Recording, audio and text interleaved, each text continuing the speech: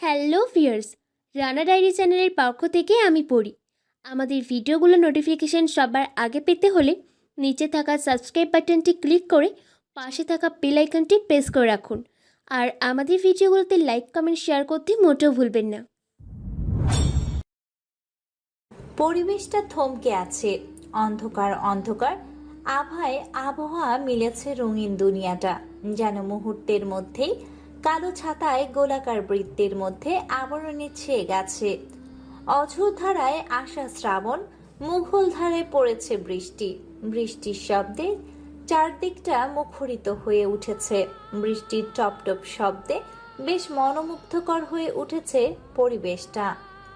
ঘরের মধ্যে জানালার কাছে বসে বাইরের প্রকৃতির দৃশ্যটাকে দেখছে আর উপভোগ করছে। নিজের মনের মতো করে সিগারেটের ধোঁয়াগুলো মিশিয়ে দিচ্ছে। এই বৃষ্টির সাথে কষ্টগুলো যেন চাপা দিচ্ছে এক একটা বৃষ্টির ফোঁটা দিয়ে। যখন পৃথিবীটা কালো ধোঁয়ায় ছেয়ে যায়, পরিবেশটা হয়ে ওঠে দুর্গন্ধময়, তখন প্রয়োজন হয় নতুন করে সুগন্ধি ও কালো ধোঁয়াকে সরিয়ে দিয়ে মেঘলাময় নতুন রঙিনের রংধনু। তাই তো মাফিয়া এসেছে এই শহরে নতুন করে রাজ করবে বলে। ইট পাটকেলের এই শহরটা যেন ধুলোবালি দিয়ে পরিবেশটা এক মৃত সাগরে পরিণত হয়েছে। নিজের স্বার্থ হাসিল করার জন্য নিজের আপনজনেরাই নিজেদের মারতে রাজি, কিন্তু তাদের সম্পদ কখনো ছাড়তে রাজি না। ভার্সিটিটা বিশাল সৌন্দর্যের ভরপুর, সকলের সুপরিচিত এই রংপুর শহরে সহায় সোহাগ দিয়ে পরিপূর্ণ।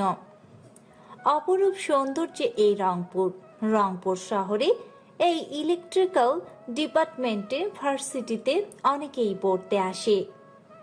কেউ আসে নিজের স্বার্থ খুঁজতে, আর কেউ আসে নিজের ভবিষ্যৎ গড়তে, কেউ আসে নিজের বিজনেসটাকে অবৈধভাবে পরিচালনা করার জন্য, এরকম ভার্সিটিগুলোকে দখল করতে। রুমের মধ্যে আগন্তুকটি একের পর এক ব্ল্যাক কালারের সিগারেটগুলো খেয়ে চলেছে, তাকিয়ে আছে আকাশের দিকে। আকাশটা হঠাৎ হঠাৎ করে কেমন যেন ভয়ঙ্কর রূপে চমকে উঠছে। এমন সময় পেছন থেকে কেউ একজন বলে ওঠে, কিলার ভাই নিয়ে এসেছি এই ছেলেটাকে। ওর হাত দিয়েই সব জায়গায় সেই কালো চিরকুটগুলো পাচার হতো এবং সব জায়গায় ছড়িয়ে দিত নিজের হাতে। সাথে তাদের গোয়েন্দা হিসেবে কাজ করত বিভিন্ন গ্যাংয়ের সাথে। কি করব একে? ছেলেটার মুখে এরকম কথা শুনে কেমন যেন হয়ে যায় সেই অজানা আগন্তুক। তার মাথায় সেদিকে ঘুরিয়ে ছেলেটিকে দেখে কেমন যেন একটা রহস্য মাখা মুচকি হাসি দেয়। তারপর ফল কাটা ছুরিটা হাতে নিয়ে কয়েক টুকরো করে ফেলে আপেলটাকে, তারপর ছুরি দিয়ে আপেলটা খেতে থাকে। ছেলেটা ভয়ে গলা শুকিয়ে গেছে। ছেলেটা বলে ওঠে, ভাইয়া আমাকে ছেড়ে দাও, আমিও তোমাকে চিনি না, তুমি আমাকে চিনো না। নিজেদের মধ্যে ঝামেলা করে কি লাভ? তুমিও এই দলে শেয়ার দিয়ে হয়ে যাও কোটিপতি। ছেলেটির মুখে এরকম কথা শুনে সিগারেটটা জ্বালিয়ে নেয়। তারপর সিগারেটটা না টেনে হাতের মধ্যে রেখে দেয়। সিগারেটটা জ্বলতে থাকে। আগন্তুকটি এরকম কর্মকাণ্ডে আবার বলে ওঠে, বিশ্বাস। কিলার, এটা তুমি কি করছো? মারার হলে একে মেরে দাও, বাঁচিয়ে রাখলে সামনে বড় বিপদ অপেক্ষা করছে। আগন্তুকটি মুচকি হেসে বলে ওঠে, জানিস, বিশ্বাস, সময় আর বিপদ আমাকে নিয়ে কখনো খেলতে পারে না, বরং তোদেরকে নিয়ে আমি খেলা করি। তাহলে এই জানোয়ারটাকে নিয়ে এখন কি করব? একে তো আর ছেড়ে দেওয়া যায় না, কেননা এই শালা জানোয়ার পতিতালয় বিভিন্ন কাঠ ছড়িয়ে দিত রাস্তার মাঝে, এমনকি ভার্সিটির সামনে, যেগুলো দেখে যুবক যুবতী একে অপরের প্রতি আসক্ত বেড়ে যেত। এছাড়াও সে অনেকগুলো রেপ কেসের আসামি, এমনকি সে মেয়েদের নিয়ে ব্যবসা করে। তাই তাকে ছেড়ে দেওয়া আমার মতে ভালো হবে না। তুই হয়তো ভুলে যাচ্ছিস, আমি যাকে ধরি তাকে ছাড়ি না, আর যাকে ধরি তাকে উপরে না পাঠানো পর্যন্ত আমি শান্তির ঘুম দিই না। ভাইয়া আমি নির্দোষ, এমন কোনো কিছু আমি করিনি। তোমরা আমাকে ছেড়ে দাও, আমাকে ভুল বুঝছো। আমি কোনো কাজের সাথে যুক্ত না, আমার একটা পরিবার আছে এই শহরে। আমি একটা কোম্পানিতে চাকরি করি, তুমি চাইলে খোঁজ নিতে পারো। হয়তো তুমি আমাকে তুলে এনে মৃত্যুর ভয় দেখাচ্ছ। কি বললি শালা? তুই চাকরি করিস? তোর পরিবার আছে? মিথ্যে কেন বলছিস? কান নিচে লাগাবো 2 ঘা। ওকে, তোর পরিচয় দে। আমি শহরে থাকি পরিবার নিয়ে, ছোট পরিবার, তেমন কেউ নেই। আমি একটা কোম্পানিতে চাকরি করি, এতটুকুই আমার পরিচয়, এর বেশি কিছুই নয়। তুই ভুল করলি আমার সাথে গেম খেলে। তোকে যখন তুলে এনেছি তোর সম্বন্ধে তোর বায়োডাটার সব কিছুই আমি জানি। তুই ভেবেছিস মিথ্যা বলে পার পেয়ে যাবি? কখনোই না, কোনো দিনও না। মরতে তোকে হবে। তোর পরিচয়টা আমি দিচ্ছি। কিলার নামে আগন্তুকটির মুখের এরকম কথা শুনে ছেলেটি এবার ভয় পেয়ে যায়। ভয়ে জড়সড় হয়ে ভীতু কণ্ঠে বলে ওঠে, তুমি আমার পরিচয় দিবে মানে কিছু বুঝতে পারলাম না। তো আর তোমাকে এরা সবাই কিলার কেন বলছে? I am killer, the killer বয়।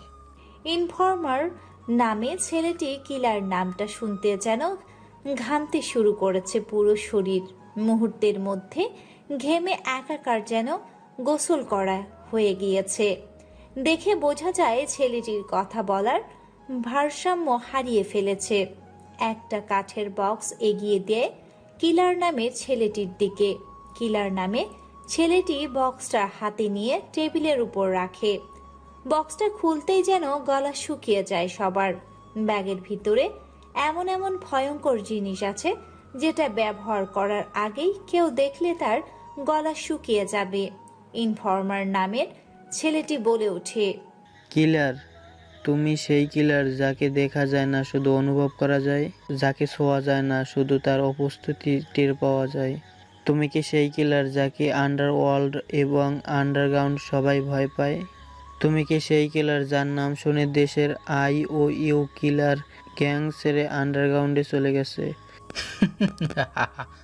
হ্যাঁ, আমি সেই কিলার যে কিলার শুধু রক্ত ঝরাতে পারে, রক্ত নিয়ে খেলতে ভালোবাসে, আর রক্ত তার নেশা হয়ে গেছে। কথাটা বলে উচ্চস্বরে হাসতে থাকে কিলার নামের আগন্তুকটি। কোনো কথা ছাড়াই ব্যাগ থেকে একটা যন্ত্র বের করে তার পায়ের তালুর উপরে রাখে। তারপর হাতুড়ি দিয়ে আঘাত করার সাথে সাথেই পা ভেদ করে এফোর ওফোর হয়ে যায়। তারপর সেখান দিয়ে একটা তার বেঁধে দিয়ে অপরের সাথে বেঁধে দেয়। তারপর সেই তারের মাঝখানে আগুন জ্বালিয়ে যাই। তার যত আগুনের তাপে গরম হতে থাকে তত যেন তার পাটা জ্বলতে থাকে, ঝলসে যেতে থাকে তার রক্তমাখা পাটা। কিলার নামের আগন্তুকটি বলে ওঠে, এই কিলার যখন কাউকে মারে তখন তার মৃত্যুটা ভয়ঙ্কর হয়ে ওঠে। হয় সে টুকরো টুকরো হয়, আর না হয় সে শুধু লাশ হয়ে কবরে যায়। ভাই, এ নিন আপনি আপনার কুড়ালটা, সাথে এই নিন কাঁচের চাপাতি। ওকে, দে। বিশ্বাসের হাত থেকে কুড়ালটা নিতে দেরি, কিন্তু শরীর থেকে একটা পাপ ছুটে যেতে দেরি হয়নি। গড় গড় করে রক্ত বের হচ্ছে। ছেলেটি চিৎকার করছে, তার চিৎকারের জন্য পুরো বাংলো কেঁপে উঠেছে। কোনো কিছু বলে ওঠার আগেই শরীর থেকে চারটি অংশ আলাদা করে ফেলে কয়েক কোপে, যেখানে কোপ দিয়েছে সেখানে রাসায়নিক কেমিক্যালের সাথে ভয়ানক আঠাযুক্ত এক মেডিসিন লাগিয়ে দেওয়ার কারণে কোপ মারার সাথে সাথেই সে জায়গাটা পচতে শুরু করে। এমনকি সেই কাটা স্থানে অর্থাৎ ক্ষতস্থানে পোকায় পরিপূর্ণ হয়ে যায়। ছেলেটিকে জীবন্ত অবস্থাতে কয়েক টুকরো করে একটা স্কুল ব্যাগের মধ্যে ভরে দিয়ে তার উপর সিল মেরে লিখে দেয় কিলার বয়। সাথে ছেলেটির সেই টুকরোগুলোকে এক একটা অংশে লিখে দেয় কিলার বয়। ফেলে দিতে বলে এমন এক জায়গায় যেখানে 72 ঘন্টার মধ্যে 70 ঘন্টায় মানুষ চলাচল। কথাটা শুনে দ্রুত বিশ্বাস সেখান থেকে নিয়ে যায় ইনফর্মার নামার সেই ছেলেটির টুকরো টুকরো হয়ে যাওয়া লাশটিকে। চারদিকটাতে এখনো বৃষ্টি পড়ছে মশূল ধারায়। আগন্তুকটি কি যেন ভেবে ছাদে চলে গিয়ে আকাশের দিকে তাকিয়ে মুচকি হাসি দিয়ে এই ঠান্ডা পানিতে বৃষ্টিতে ভিজতে থাকে। পরের দিন সকালে মানুষের অসংখ্য ভিড়ে আগমন। গিজগিজ করছে পুরো পরিবেশটা। ধূমকেতুর ন্যায় মানুষ ছুটে আসে একে একে দল ভেঙে ঘটনাস্থলে। একজন মানুষকে নৃশংসভাবে হত্যা করে ফেলে গেছে একটা কালো রঙের ব্যাগে শরীরের টুকরোগুলোকে প্রায় 1238 টুকরো করেছে। পুলিশ সুপার গুনে দেখেছিল ছেলেটির শরীরটা কেটে কেটে পিস পিস করে টুকরো করে ব্যাগে করে প্রায় 1238 গোস্তের টুকরো। পুরো ব্যাগটা রক্তে রক্তাক্ত হয়ে গেছে। সাংবাদিকরা একের পর এক টেলিভিশনে খবর ছড়াচ্ছে। যমুনা টিভি, পদ্মা টিভি, মেঘনা টিভি, এনটিভি, আই ভিশন চ্যানেলে সব জায়গাতে শুধুমাত্র একটি খবর দেখাচ্ছে। মুহূর্তের মধ্যে ঘটনাটি ফেসবুক থেকে শুরু করে জনপ্রিয় অ্যাপসগুলোতে ছড়িয়ে পড়ে অসংখ্য মানুষের শেয়ার আর স্টোরিতে মেতে ওঠে খুনটি। নামটা শুনে সবার অন্তর আত্মা কেঁপে ওঠে। শিশুগুলো যখন মায়েদের বিরক্ত করে তখন কিলারের নাম শুনিয়ে সেই শিশু সন্তানদের ঘুম পাড়ায়। পাবনায় পাগলরা যখন উত্তেজনায় পাগলামি করে তখন এই কিলার ছেলেটির নামটা বলে তাদেরকে চুপটি করে রাখে। কিলার এমন ভয়ানক কিলার নামটা শুনে অবুঝ সকলে ভয়ে আতকে কেঁপে ওঠে। অন্যদিকে আজ রংপুর বিভাগের সেই পলিটেকনিক্যাল কলেজটি খুলেছে। দলে দলে ছাত্রছাত্রীরা দল ভেঙে তাদের কলেজে প্রবেশ করছে। কাঁধে ব্যাগ, চোখে সাদা রঙের একটি চশমা, পরনে ঢিলে ঢালা একটি প্যান্ট, গায়ে দেওয়া সাদা রঙের একটি পাতলা টি শার্ট, আর পরিষ্কার বললে ভুল হবে, খানিকটা ময়লা আছে শরীরে। দেখতে কেমন জন্মের কালো রঙের ছেলেটির মুখে কোচা কোচা দাড়িতে মুখটা যেন ফুটে উঠেছে। লম্বাই বেশ ভালো, শরীরের স্বাস্থ্য সব দিক দিয়ে পারফেক্ট, কিন্তু তবুও যে তার মতো কোনো কিছু খাবলা আছে, কেমন যেন গাইয়াদের মতো দেখতে। ছেলেটির চারপাশটা একবার তাকে সামনে এগিয়ে যেতে থাকে। ছেলেটি শুধু মনে মনে ভাবছে আর নিজেই গুনগুন করে বলছে, বড় ভাইদের মুখে শুনেছিলাম আমি ভার্সিটিতে নাকি নতুনদের র্যাগিং করা হয়। আমিও তো নতুন, আমি কি কোনো র্যাগিংয়ের শিকার হব নাকি? বেঁচে যাব? যাই হোক, দ্রুত পা চালিয়ে আমার নিজের ক্লাসরুমটা নিজেকে খুঁজে বের করতে হবে, না হলে সিনিয়রদের হাতে পড়লে অবশ্যই র্যাগিং খেতে হবে। ছেলেটির কথাগুলো ভাবছে আর গুটি গুটি পায়ে এগিয়ে যাচ্ছে। এমন সময় ছেলেটি পিছন থেকে শুনতে পায়, এই সাদা রঙের চশমা, এদিকে আয়। ছেলেটি চারদিকে একবার তাকিয়ে আবার সামনে পা বাড়ায়, কেননা সে শুধু চশমা পরা নয়, তার আশেপাশে অনেক সাদা রঙের চশমা পড়েছে। তাই সে কোনো কিছু না ভেবেই সামনে এগিয়ে যায়। পেছন থেকে আবার শুনতে পায়, এই হাবাগোবা, সাদা রঙের টি শার্ট, পরনে ঢিলা ঢালা প্যান্ট, কাঁধে কালো রঙের ব্যাগ, আর চোখে দেওয়া সাদা রঙের পাতলা ফ্রেমের চশমা। এদিকে শোন বেটা। এবার অজানা ছেলেটির দুপা এক জায়গায় থেমে যায়। পেছন ঘুরে তাকিয়ে দেখতে পায় দূরে দাঁড়িয়ে থাকা কিছু ছেলে তাকে ডাকছে।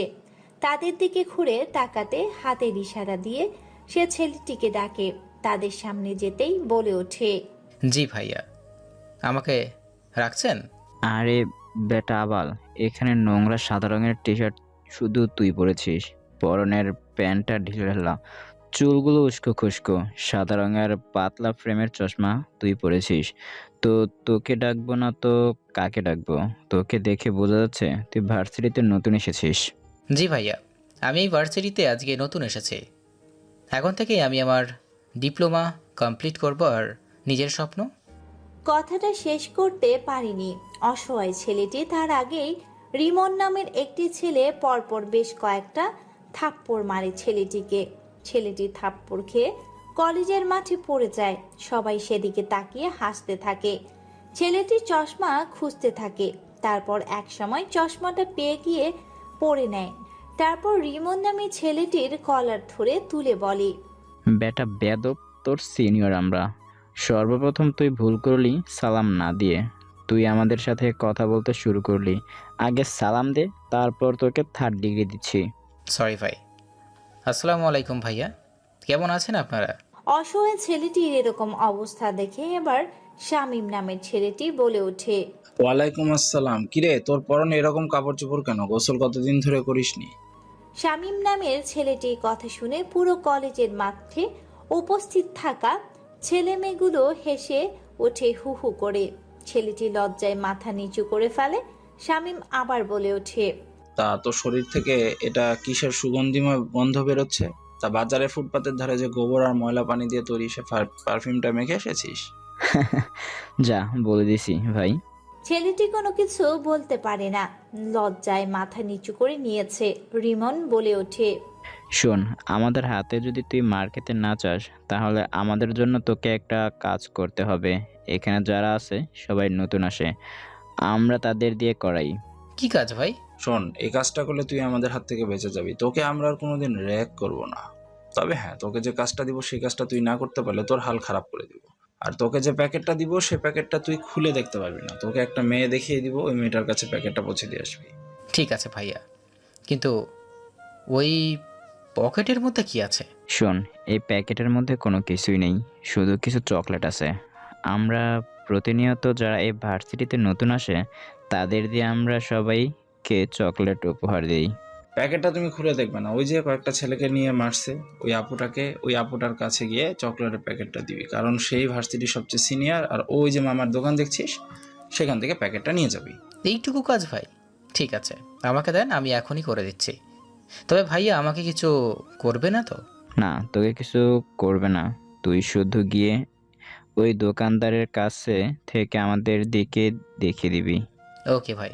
তারপর ছেলেটি নিজের পরনে থাকা চশমাটা আবার ঠিক করে নিয়ে মুচকি একটা হাসি দিয়ে সেখান থেকে দোকানের কাছে যায়। তারপর দোকানদারকে ছেলেগুলোর দিকে তাকিয়ে দেখিয়ে দেয়। সাথে সাথে দোকানদারটা টেবিলের নিচ থেকে একটা বক্স বের করে ছেলেটার হাতে দেয়। ছেলেটি গুটি গুটি পায়ে এগিয়ে যায় মেয়েটির কাছে। অন্যদিকে মেয়ে কয়েকটা ছেলেকে মারছে। ছেলেগুলো শুধু কাঁদছে, যেন ছেলেগুলোর চোখের পানি মেয়েটার চোখে পড়ছে না। মেরে চলেছে এমন সময় এরকম ভয়ঙ্কর দৃশ্য দেখে থেমে যায় সেখানেই ছেলেটি। তারপর ছেলেটি সেই ছেলেগুলোর দিকে তাকায়। ছেলেগুলো চোখের ইশারা দিতেই আবার ছেলেটি তার পথ চলা শুরু করে। এমন সময় মেয়েটির কাছে গিয়ে পেছন থেকে বলে ওঠে, এই যে বড় আপু, শুনছেন? হঠাৎ করে বর্ষা নামের মেয়েটি পেছন থেকে কারো কণ্ঠ শুনতে পেয়ে সেদিকে ঘুরে তাকায়। মেয়েটির পরনে বেশ চাকচিক জামা, ডিজাইন করা পায়ের হিল, চোখের রঙিন সানগ্লাস, চুলগুলো স্টাইল করে রং বিরঙ্গের রং করে ছেড়ে দেয়া, পুরো হিরোইন, মাফিয়া কুইন, গুন্ডাদের মতো ভাবসাব। ছেলেটি আবার বলে ওঠে, এই আপু শুনছেন? এটা আপনার। আমার মানে? আমি তো কাউকে কোনো কিছু আনতে বলিনি। আপু, চকলেটের বক্সটা নিয়ে নিন আর আমাকে যেতে দিন, এটা আপনার জন্য। মেয়েটির কোনো কথা বলার সুযোগ না দিয়ে সেখান থেকে বেরিয়ে পড়ে জিসান। তারপর মেয়েটিকে তার বান্ধবীদের নিয়ে এক সাইডে চলে যায়। গুটি গুটি প্রায় শেষ ব্রেঞ্চে গিয়ে বসে জিসান। জিসান নিজের মতো করে লেকচার দিচ্ছে, সবটা মন দিয়ে শুনছে। এমন সময় তার পাশে বসে থাকা ছেলেটি জিজ্ঞেস করে, আচ্ছা, তুমি কি ভার্সিটিতে নতুন নাকি পুরাতন? না, আমি ভার্সিটিতে পুরাতন, অনেক দিন ধরেই আছি। তোমার নাম কি?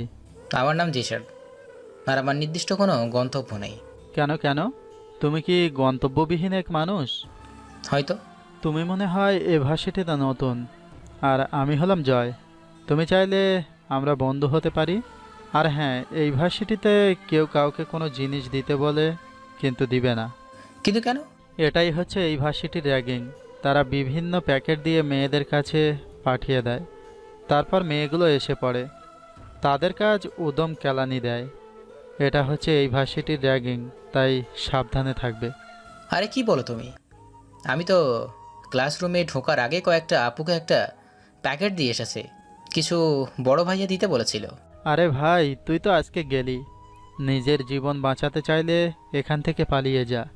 জয় নামে ছেলেটি মুখের এরকম কথা শুনে খানিকটা অবাক হয় জিসান। জিসানের কথা শুনে একটা মুচকি হাসি দেয়। তাদের দুজনের কথোপকথন শুনে স্যার তাদের বকাঝকা করে সেখানে দাঁড় করিয়ে দেয়। এমন সময় কয়েকটা মেয়ে এসে কোনো অনুমতি ছাড়া জিসানের সামনে এসে দাঁড়ায়।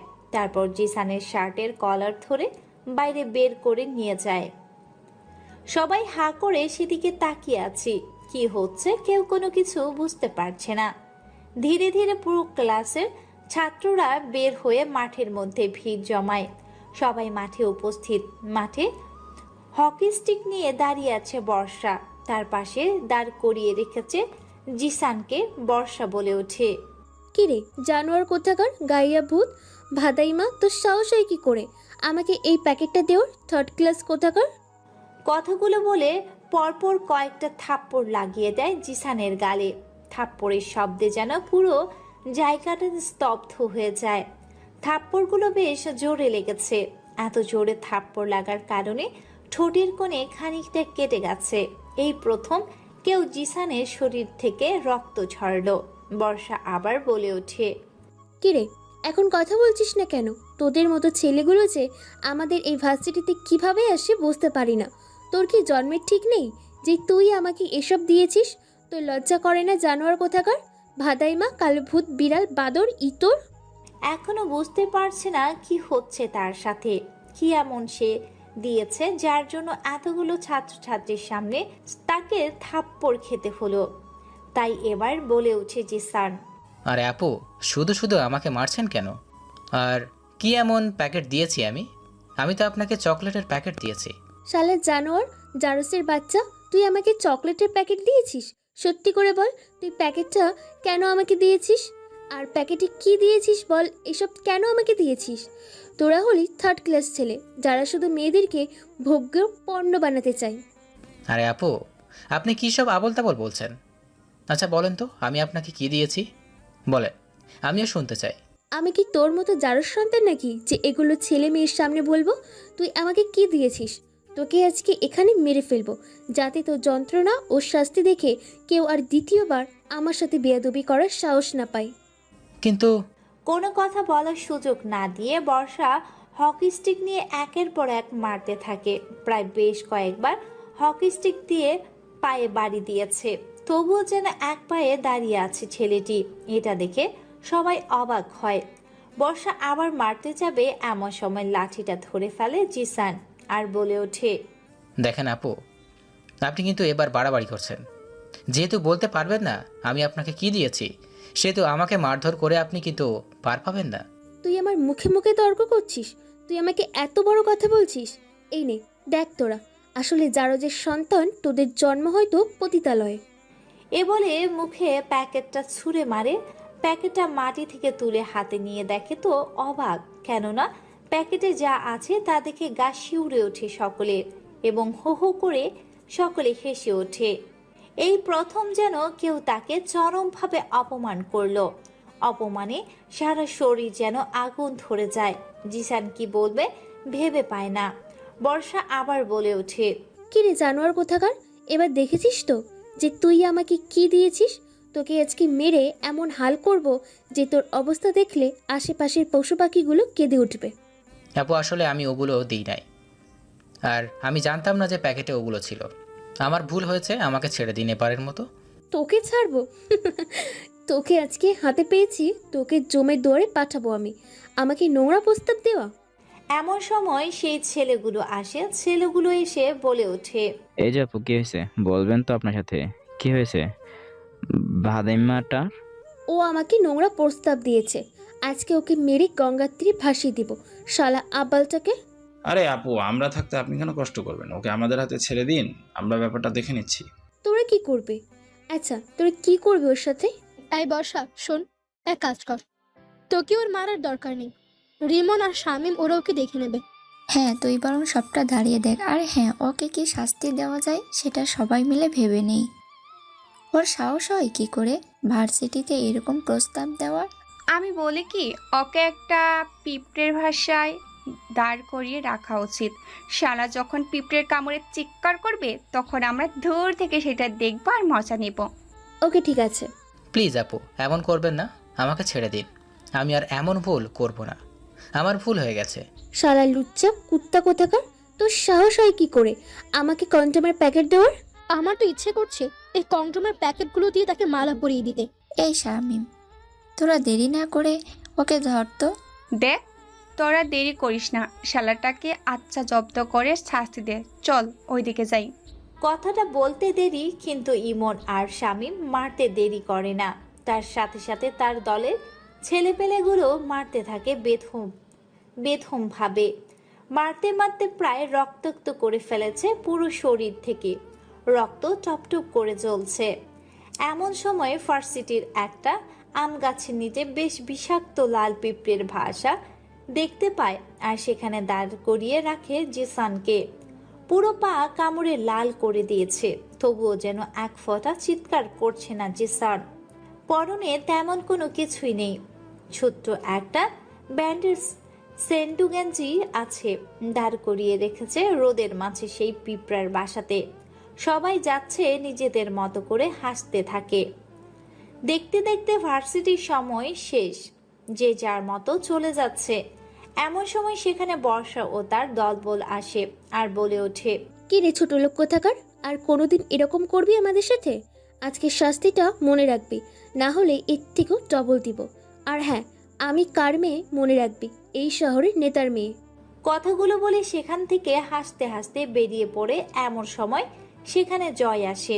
জয় এসে বলে ওঠে, সরি রে বন্ধু, আসলে ডেঞ্জারাস বর্ষার কথায় পুরো ভার্সিটি চলে। তুই তো আগে প্যাকেট দিয়ে দিয়েছিস। যাই হোক, এগুলো পড়ে নে, ওদের থেকে একটু সাবধানে থাকবি। হুম। তারপর তারা সেখান থেকে বেরিয়ে পড়ে। যে যার নিজ গন্তব্যের উদ্দেশ্যে জিসান হাতে থাকে। সময় বড় প্রতারক। যখন জিসান তার নিজের ফর্মে ছিল, তখন শুধু শহর নয়, দেশ নয়, পুরো পৃথিবী তাকে স্যালুট করত।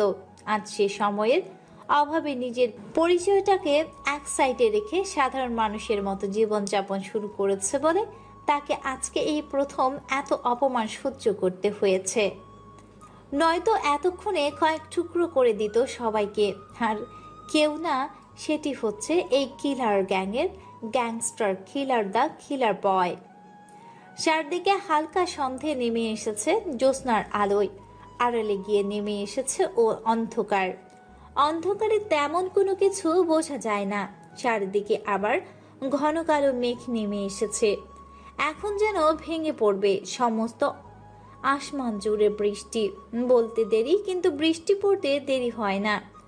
সবাই যে যার মতো বৃষ্টি থেকে বাঁচার জন্য যেন যেখানে পায় সেখানেই নিজেকে আড়াল করে নেয়। সমস্ত রাস্তা ফাঁকা, পায়ে হেঁটে একাই চলেছে জিসান। সমস্ত শরীর পানিতে ভিজিয়ে একাকার, পুরো রাস্তা ফাঁকা, অন্ধকার হয়ে গেছে। জিসান আনমনে কি যেন ভেবে চলেছে রাস্তার মাঝপথ ধরে। হঠাৎ করে জিসানের সামনে একটি গাড়ি এসে ব্রেক মারে। গাড়ির ভেতর থেকে মাথা বের করে একটি ছেলে বলে ওঠে, কিরে, তোর কি মরার পাকনা গজিয়েছে নাকি যে রাস্তার পথ ধরে যাচ্ছিস? কোনো কথা বলে না জিসান, নিজের মতো করে এগিয়ে চলেছে। এটা দেখে শামীম বলে ওঠে, আরে বেটা, এত ভাবসাব চালিয়ে দে উপর দিয়ে গাড়িটা। শামীমের কথার মতো ইমন গাড়ি নিয়ে ফুল স্পিডে ড্রাইভ করতে থাকে। এমন সময় গাড়িটা ধাক্কা খেয়ে তাকে পাশ কেটে চলে যায়। জিসান মাটিতে পড়ে যাওয়ার সাথে সাথেই তার হুঁশ ফিরে আসে। নিজের কপালে হাত দিয়ে দেখতে পায় কপাল থেকে রক্ত ঝরছে। নিজের শরীরের তাজা রক্ত দেখে নিজের কন্ট্রোল হারিয়ে ফেলে। সামনে তাকিয়ে দেখতে পায় একটা গাড়ি বেধমভাবে ফুল স্পিডে চলেছে তাদের নিজ গন্তব্যের উদ্দেশ্যে। এটা দেখে আর এক মুহূর্ত সেখানে না দাঁড়ায় চিতাবাঘের নেই দৌড়তে থাকে। পুরো পাগলের মতো দৌড়াচ্ছে, হে যেন এক চিতাবাঘ। পাগলের মতো দৌড়াতে দৌড়াতে এক পর্যায়ে থাবা মারে গাড়ির সামনে থাকা কাচের গ্লাসের উপরে। কাঁচ ভেঙে গাড়িটা কন্ট্রোল হারিয়ে ধাক্কা খায় বট গাছের সাথে। সাথে সাথেই গাড়ির ভেতরে থাকা সবাই গাড়ি থেকে বাইরে গিয়ে পড়ে। শামীম আর ইমন মাটি থেকে উঠে গাড়ি নিয়ে বলে, কিরে, কোন শালা খানকির আমাদের গাড়ির কাচের উপর আঘাত করলি? আগন্তুকটি হাতে কুড়াল, মুখে সিগারেট, কপালে রুমাল বাঁধা, পায়ে ক্যাচপুট পর্যন্ত খোলা, চোখের ওখানে একটা কাটাচ্ছিন্ন ভীষণ ভয়ানক লাগছে। আগন্তুকটি কুড়ালটা রাস্তার উপরে টানতে টানতে নিয়ে আসে শামীমের রিমনের সামনে। রিমন আর শামীম আগন্তুকটি দেখে ভয়ে তাদের গলা শুকিয়ে গেছে। ভেতর থেকে কোনো কথা বের হচ্ছে না। ভিজে শরীর একাকার, শরীরের ভেজা কাপড়গুলো লেপ্টে আছে শরীরের সাথে। জিসান তার মুখের উপর থেকে চুলগুলো সরিয়ে দিতে আরো যেন গভীর রকমের চমকে ওঠে শামীম আর রিমান। শামীম আর রিমন বলে ওঠে, আরে রিমন, এটা কিলার। নিজের জীবন বাঁচাতে চাইলে হয় এখান থেকে পালিয়ে যা, আর না হয় মর। কিলার, তুমি এই শহরে কি করে সম্ভব? কথাগুলো বলে যখনই পালাতে যাবে রিমন আর শামীম তখনই তাদের শরীর থেকে পা আর হাতগুলো আদা আদো হয়ে যায়। তাজা লাল রক্ত টপ টপ করে খুড়ালের কোণ দিয়ে বেয়ে পড়েছে রোডের মধ্যে। সেখানেই পড়ে যায় রিমন আর শামীমের মাথা। কাতরাতে থাকে, ভয়ে গলা দিয়ে কোনো আওয়াজ বের হচ্ছে না, কেননা তারা জানে এই কিলার কতটা ভয়ানক হিংস্র, যাকে খ্যাপানো মানে মৃত লাশকে জিন্দা করা।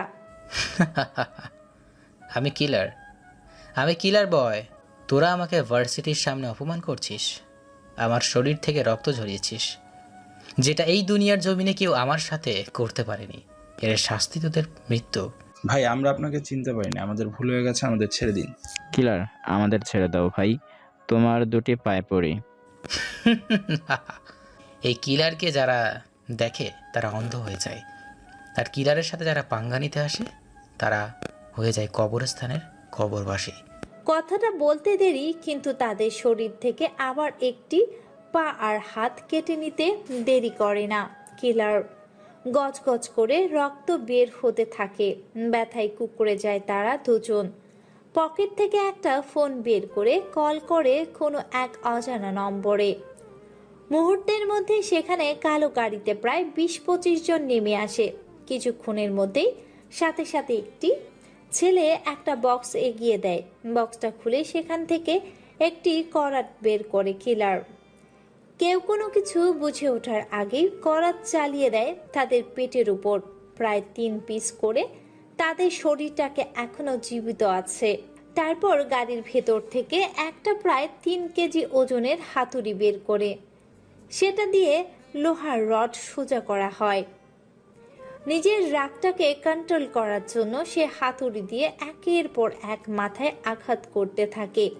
হাতুড়ির আঘাতে মাথার মগজগুলো রাস্তার মধ্যে ছিটিয়ে ছড়িয়ে পড়ে থাকে। পুরো থেতলে দেয় রাস্তার সাথে মাথাগুলো। একদম রাস্তার সাথে লেগে আছে শামীম আর রিমনের মাথাগুলো। তারপর গলার উপর দিয়ে একটা ছুরি চালিয়ে মাথাগুলো সেখানে রেখে শরীরগুলো কয়েক টুকরো করে কালো পলিথিনে ভরে ফেলে দিতে বলে আবাসিক এলাকার সামনে। তার দলের কেউ কোনো কিছু বলার আগেই অন্ধকারে মিশে যায় কিলার। পরদিন সকালে ভীষণ রকমের হইচই পড়ে যায় শহরে। সাংবাদিক খবর বলছে, সময় নিজের গতিতে যায় আর মানুষ তার কর্মকাণ্ডে নিজেকে জড়ায়। এমনই একটি খবর নিয়ে হাজির হলাম আপনাদের সামনে। কে চেনে না এই কিলার গ্যাংয়ের গ্যাংস্টার কিলার বয়কে, যার নাম শুনলে মানুষের হার্টবিট দ্রুত চলতে শুরু করে, রক্তের চলাচল বন্ধ হয়ে যায়, মানুষ যেন শ্বাস নিলে তা বের করার সময়টুকু পায় না। কিলার এমন একজন যার নাম শুনে অন্তর কেঁপে ওঠে। ভয়ানক কিলার আন্ডারগ্রাউন্ডে চলে গিয়েছিল। সারা দেশের পুলিশ ও অন্যান্য দেশ বিদেশি পুলিশগুলো খুঁজে পায়নি এই কিলারকে। খুঁজে বের করেও কোনো কিছু করতে পারতো না কিলারকে, কেননা কিলারের নাম শুনলেই বড় বড় এমপি, ম্যাজিস্ট্রেট, মন্ত্রীগুলো তার হাতের মুঠোয় চলে আসতো। এই কিলার অনেকদিন হলো আন্ডারগ্রাউন্ডে চলে গিয়েছিল। তার দলের ছেলেপেলেগুলো তাকে খুঁজে পাচ্ছিল না। খবর পেয়েছিলাম আমরা, এটা নিয়ে আমরা একটা নিউজ চ্যানেল করেছিলাম, কিন্তু নতুন করে আবার শুরু হয়েছে সেই কিলার গ্যাংয়ের উৎপাত। তবে কি আবার পরিবর্তন হতে চলেছে এই শহরের গল্পটা? কেননা এই কিলার গ্যাং চলে এসেছে আবার।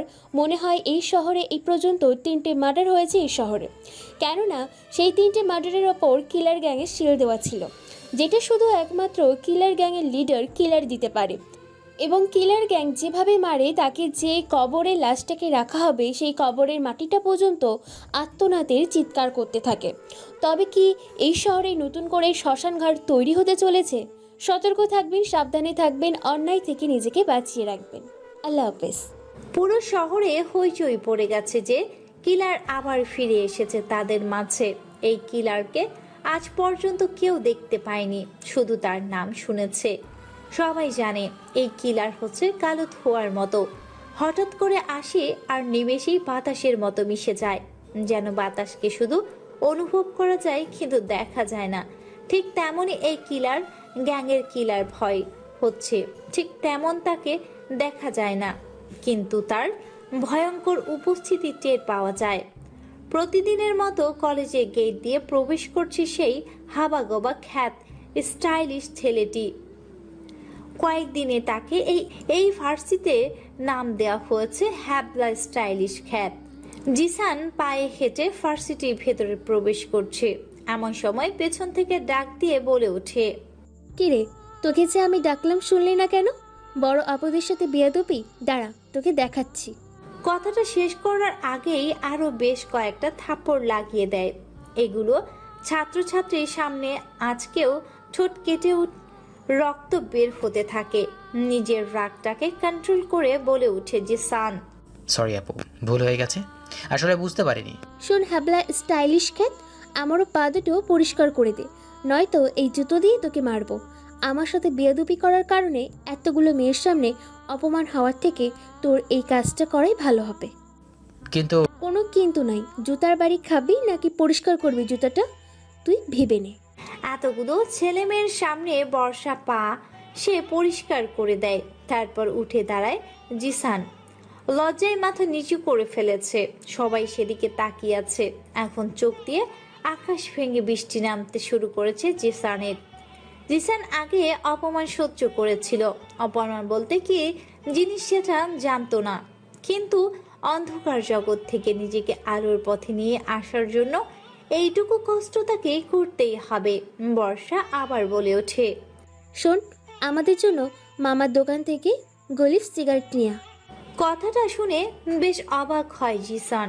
তারপর কোনো কথা না বলে সেখান থেকে সিগারেটের প্যাকেট নিয়ে এসে বর্ষার হাতে দেয়। বর্ষা এক একটা করে সবাইকে দেয়। প্যাকেটের মধ্যে থাকছে আরও একটা। জিসানের হাতে দেয় সিগারেট, নেবে না, আরেকটা মারে থাপ্পড়। এবার সিগারেট হাতে নেয়। তারপর বর্ষা তাতে আগুন জ্বালিয়ে দেয়। তারপর সবাই সিগারেট খেতে থাকে। একটা টান দিয়ে ওঠে জিসানের। এমন অবস্থা দেখে সবাই হাসতে থাকে।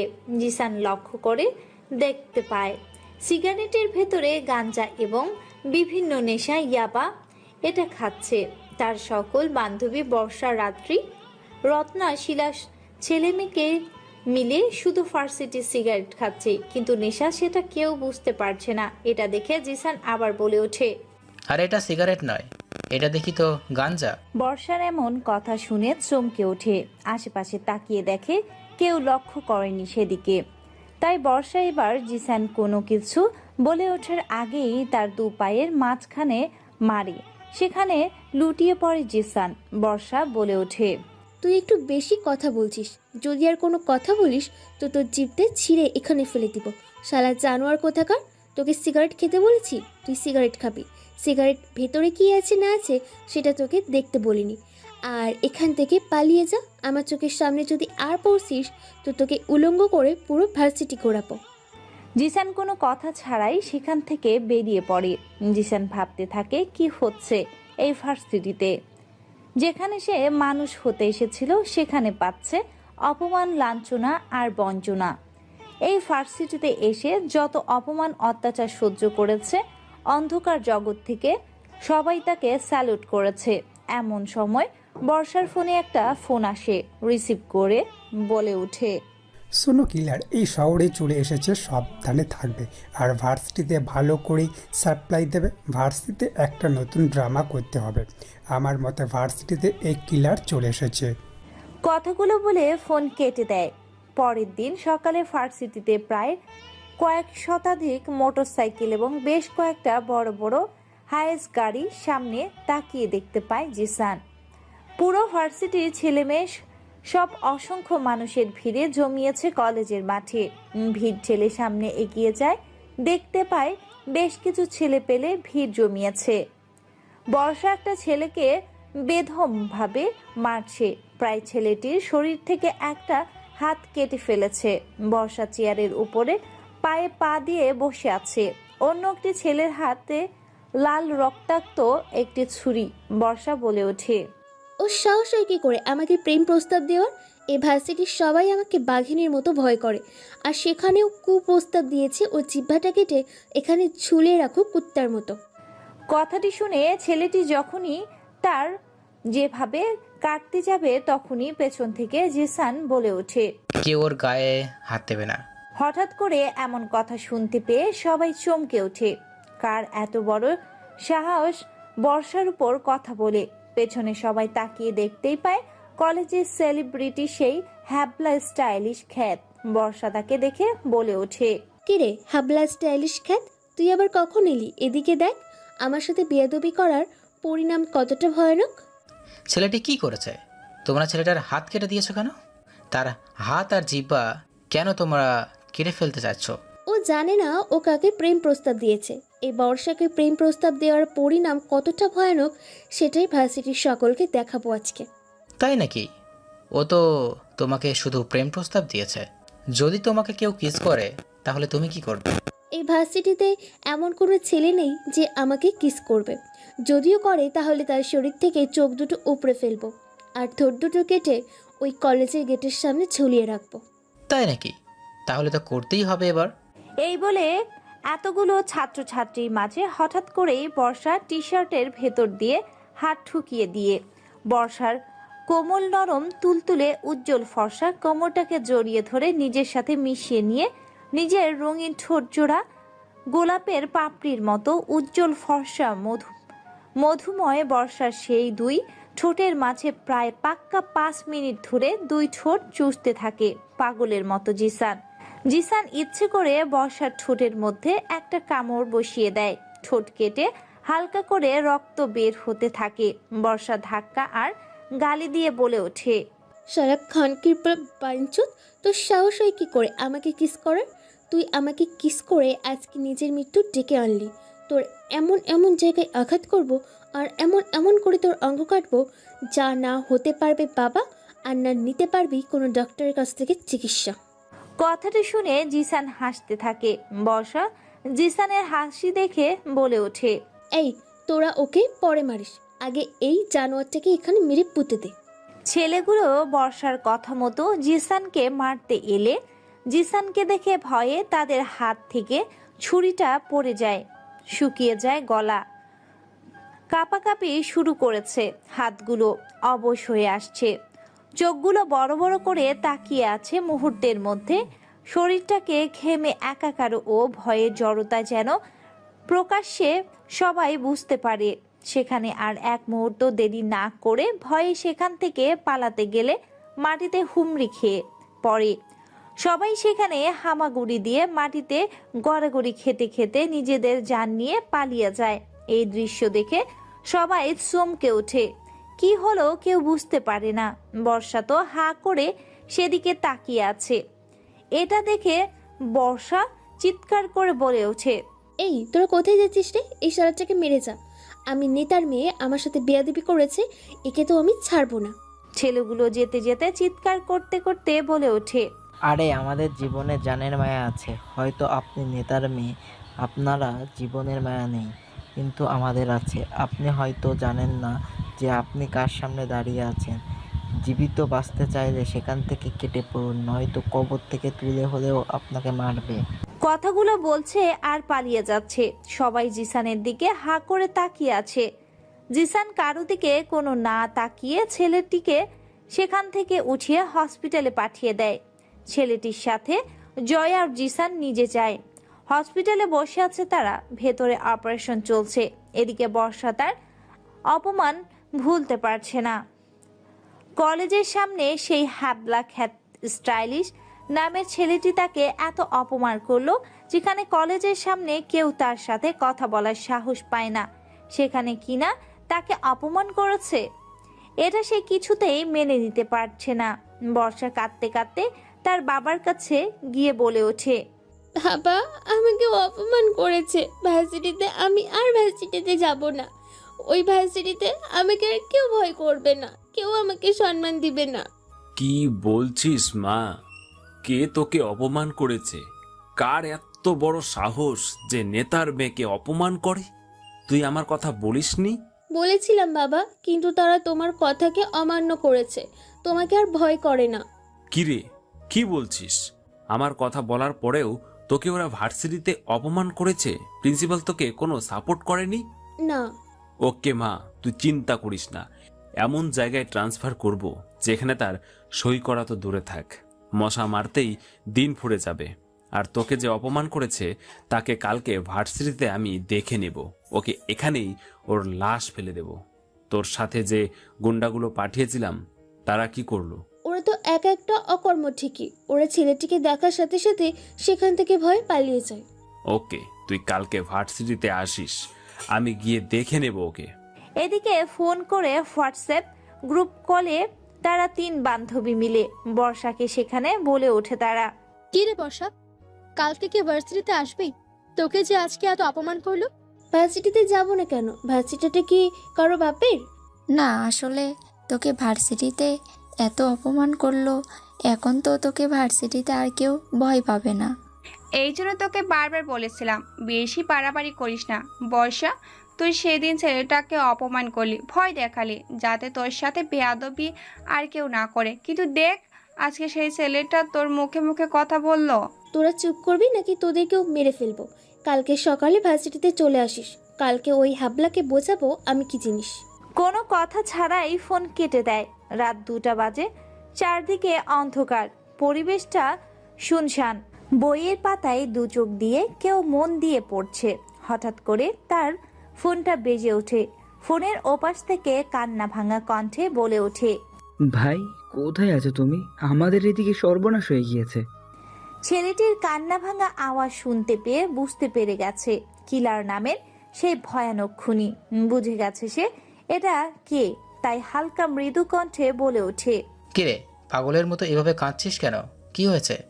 আর আমার এই ফোন নাম্বারটা তুই কোথায় পেলি? ভাই আমি ফোন নাম্বারটা অনেক কষ্টে জোগাড় করেছি। তুমি গ্যাং থেকে যাওয়ার পরে আমাদের গ্যাংটা ধ্বংসর পথে। কেউ বা কারা মোল্লাকে মেরে ফেলেছে নৃশংসভাবে, তবে এটা কে করেছে বুঝতে পারছি না। কথাটি শুনে বুকের মধ্যে কেমন যেন ব্যথা অনুভব করে কিলার নামে সেই ছেলেটি। নিজের অজান্তে চোখ থেকে 2 ফোঁটা নোলা জল পানি গড়িয়ে পড়ে। নিজের কাছের মানুষগুলোকে যখন হারিয়ে ফেলে তখন তো কান্না আসবেই। কিলার বলে ওঠে, কিরে, এসব করেছে? কে তোকে মেরেছে? আর কোথায় তোরা আছিস আমাকে বল, আমি রওনা দিচ্ছি। ভাই আমরা জিনাইডাঙ্গা কুড়িগ্রাম এলাকার পশ্চিমে আছি। যত তাড়াতাড়ি সম্ভব আপনি এখানে চলে আসেন। ওকে, ঠিক আছে। ফোন কেটে দিয়ে ঘরে হালকা রেডি হয়ে বস্তির শেষ মাথায় নির্জন এলাকা থেকে দরজা খুলে বের হয় সেই ভয়ানক হিংস্র হায়নাটি। রাস্তার মাঝে আসতেই নিজের পকেট থেকে ফোনটা বের করে শুধুমাত্র একটা মেসেজ দিয়েছে। সাথে সাথে বেশ কয়েকশো গাড়ির সাথে 3-4টা হেলিকপ্টার ল্যান্ড করে এই বিশাল বহুল বড় মাঠে। হিরোদের স্টাইলে হেলিকপ্টারে ভেতরে প্রবেশ করে সাথে সাথে মাত্র কয়েক মিনিটের মধ্যেই সেই এলাকায় চলে আসে তারা। তারপর 4টা হেলিকপ্টার ল্যান্ড করে সেখানে, সাথে কয়েকশো গাড়ি। গাড়িটা ভেতর থেকে নেমে আসে কিলার। তারপর কিলারকে সবাই মিলে সেফটি দিয়ে নিয়ে যায় মোল্লার লাশের কাছে। সেখানে মোল্লাকে শেষবারের মতো বিদায় দিয়ে দাফন কাফন করে খুন করেছে বিস্তারিত খুনের তদন্ত করতে বলে বেরিয়ে পড়ে কিলার। কিলারের সাথে যেন আর কোনো যোগাযোগ না করে তার দলের কেউ, তাই সবাইকে সতর্ক করে দেয়। গ্যাংটা যেন পরিচালনা তারা করে সেটাও বলে দেয়। বেরিয়ে পড়ে গন্তব্যের উদ্দেশ্যে। পৌঁছে যায় আবারও কয়েক মিনিটের মধ্যে। পৌঁছে গিয়ে নিজের বাসায় ফ্রেশ হয়ে সবেমাত্র বিছানায় পিঠ লাগিয়েছে, তখনই শোনা যায় ফজরের আজান। তাই আর বিছানায় না গিয়ে পড়ার টেবিলে মন দেয়। অন্যদিকে সারা রাত ঘুমাতে পারেনি বর্ষা। কি করে মারবে জিসানকে সে নিয়ে পরিকল্পনা করতে থাকে। দেখতে দেখতে ভার্সিটির সময় হয়ে যায়। যে যার মতো ভার্সিটিতে প্রবেশ করছে। জিসান আর জয় হাসপাতালে গিয়ে সেই ছেলেটিকে দেখে আসে। ছেলেটি তো এখন মোটামুটি সুস্থ আছে। তারপর তারা ভার্সিটির ভেতরে প্রবেশ করে। ভার্সিটিতে প্রায় 10-15টারও বেশি গাড়ি, অনেক ছেলেপেলে একসাথে জড়ো হয়ে আছে। সামনে এগিয়ে যাচ্ছে জিসান।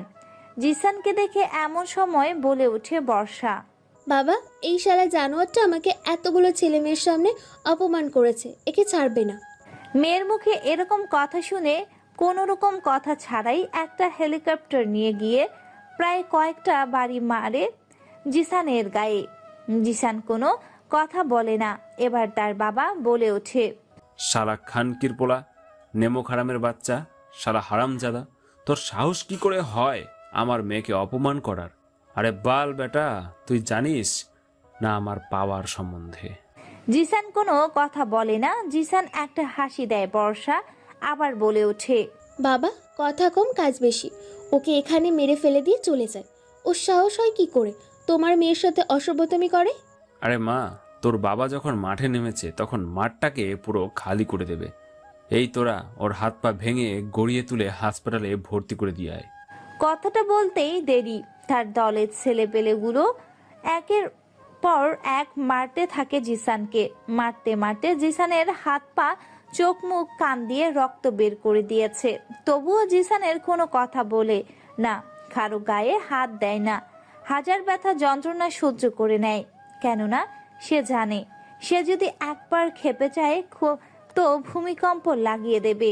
তখন বর্ষা বলে ওঠে, বাবা, ওর 2 হাত কেটে দাও আর ওর ঠোঁটটাকে সেলাই করে দাও।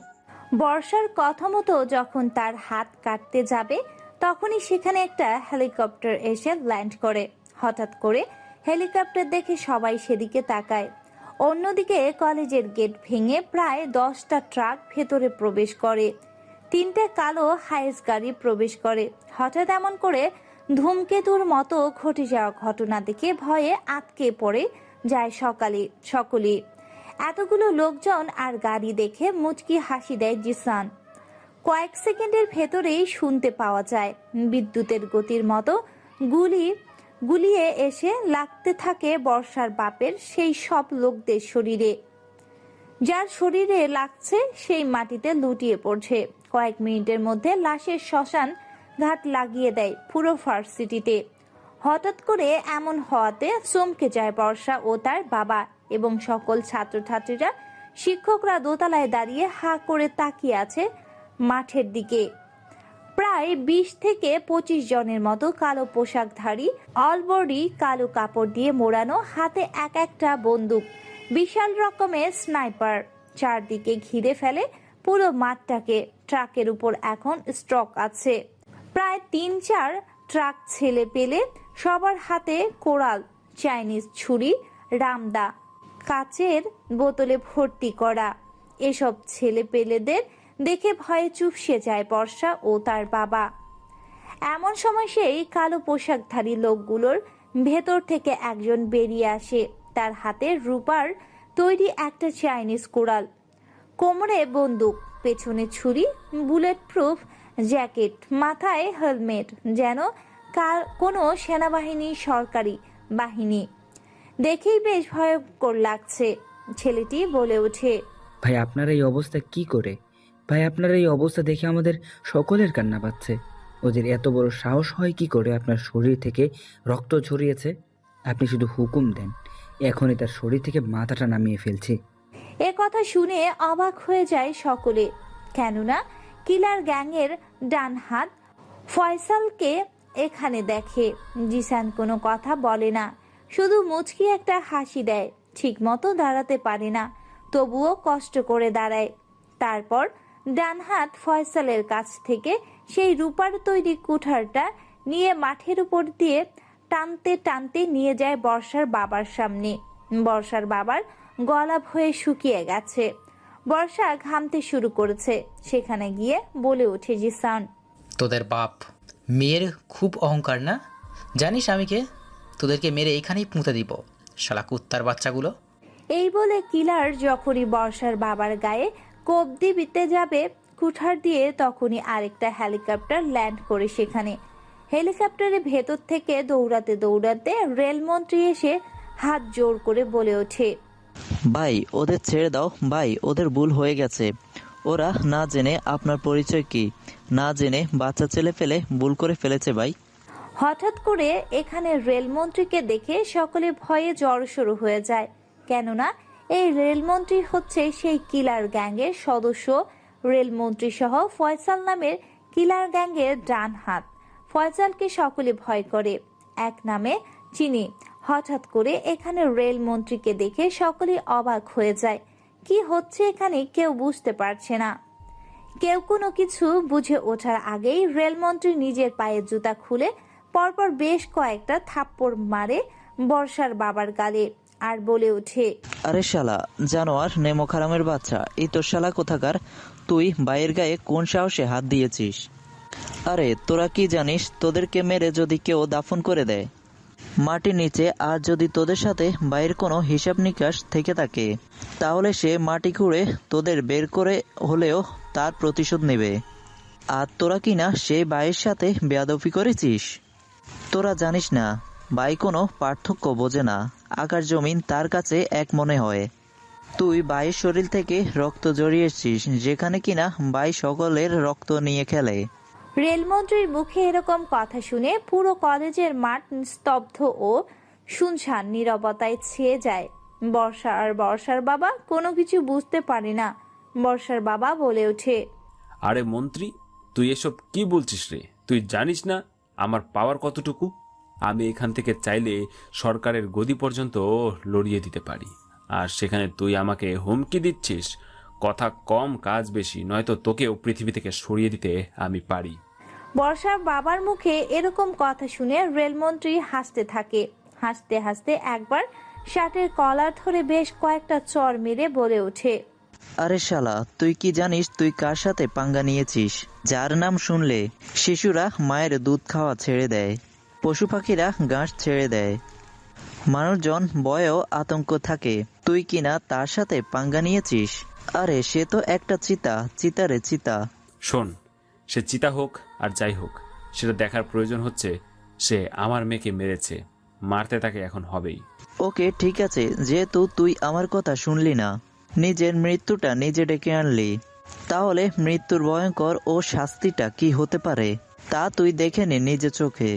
ভাই আপনি রাগ করবেন না, আমার ভুল হয়ে গেছে। আমি বুঝতে পারিনি যে আপনার শরীর থেকে রক্ত ঝরবে। আপনার যা ইচ্ছা আপনি করতে পারেন। এ বলে রেলমন্ত্রী হেলিকপ্টার নিয়ে সেখান থেকে বেরিয়ে পড়ে। বর্ষার বাবা তার আরো কিছু ছেলে পেলে কে মারতে বলে জিসানকে সকলে এগিয়ে আসে অনেক রকম অস্ত্র নিয়ে। এসব কিছু ভিডিও করছে বিভিন্ন ছেলে পেলে, সাথে বিভিন্ন পেজ, রিপোর্টার, মিডিয়ার সাংবাদিক। এখানে সরকারে কিছুই করতে পারছে না, কেননা বর্ষার বাবা একজন বিশাল মাপের নেতা। সবাই এগিয়ে আসে জিসানকে মারতে। জিসানের সামনে এগিয়ে যায় এক হাতে রূপার তৈরি একটা চাইনিজ কুড়াল, ওপরে হাতে একটা ধারালো রামদা। গাছের মতো সকলকে মারতে থাকে। কারো পায়ে তো কারো কপাল, কারো মাথায় তো কারো চোখে, কারো হাতে তো কারো পেটে ছুরি। শরীর থেকে এক একটা অংশ আলাদা হয়ে কলেজের মাঠে পড়েছে। যে দৃশ্য দেখে তাক লাগিয়ে দিয়েছে সকলকে। কলা গাছের মতো হত্যা করতে থাকে সকলকে। ভয়ে জড়সড় হয়ে গেছে পুরো কলেজের মাঠ।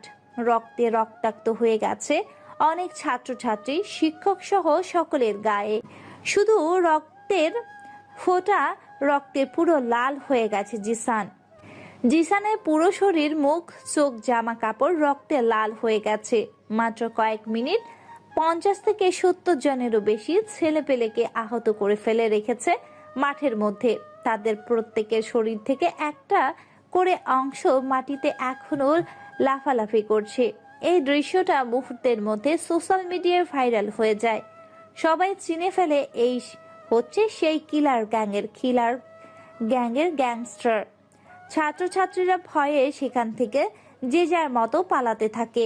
কয়েক মিনিটে পুরো মাঠটাকে নিস্তব্ধ করে দেয়। এরপর বলে ওঠে জিসান, কুত্তার বাচ্চা, তোরা আমাকে চিনিস না? তোদের সাহস হয় কি করে আমার শরীর থেকে রক্ত ঝরানোর?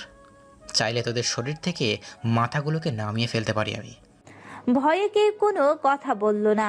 কিলারের ডান হাত ফয়সাল বলে ওঠে, ভাই আপনি ভীষণ অসুস্থ হয়ে পড়েছেন, আপনাকে হসপিটাল নিতে হবে। এই শালাদের আমরা দেখে নিচ্ছি।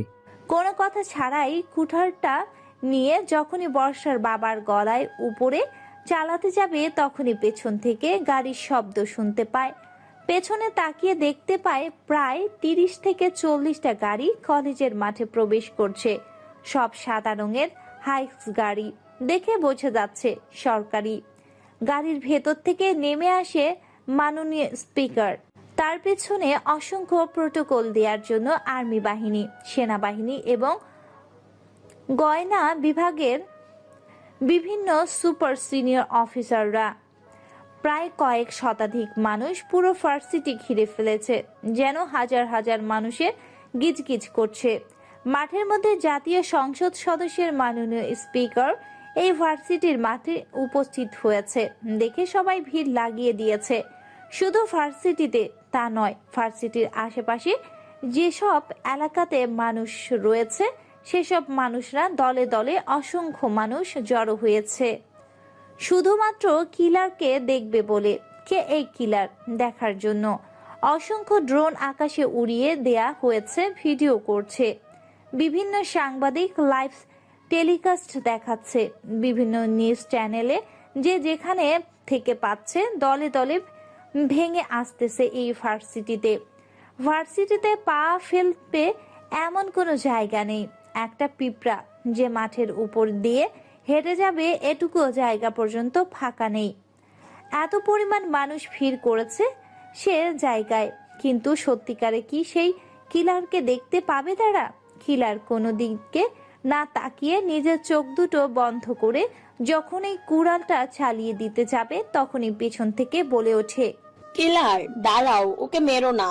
ও বাংলাদেশের একটা উচ্চ পদস্থ রাষ্ট্রের দায়িত্বে আছে, ওর বিচার আইন করবে। কথাটা শুনে সেখানেই থেকে কুড়ালটা নামিয়ে ফেলে।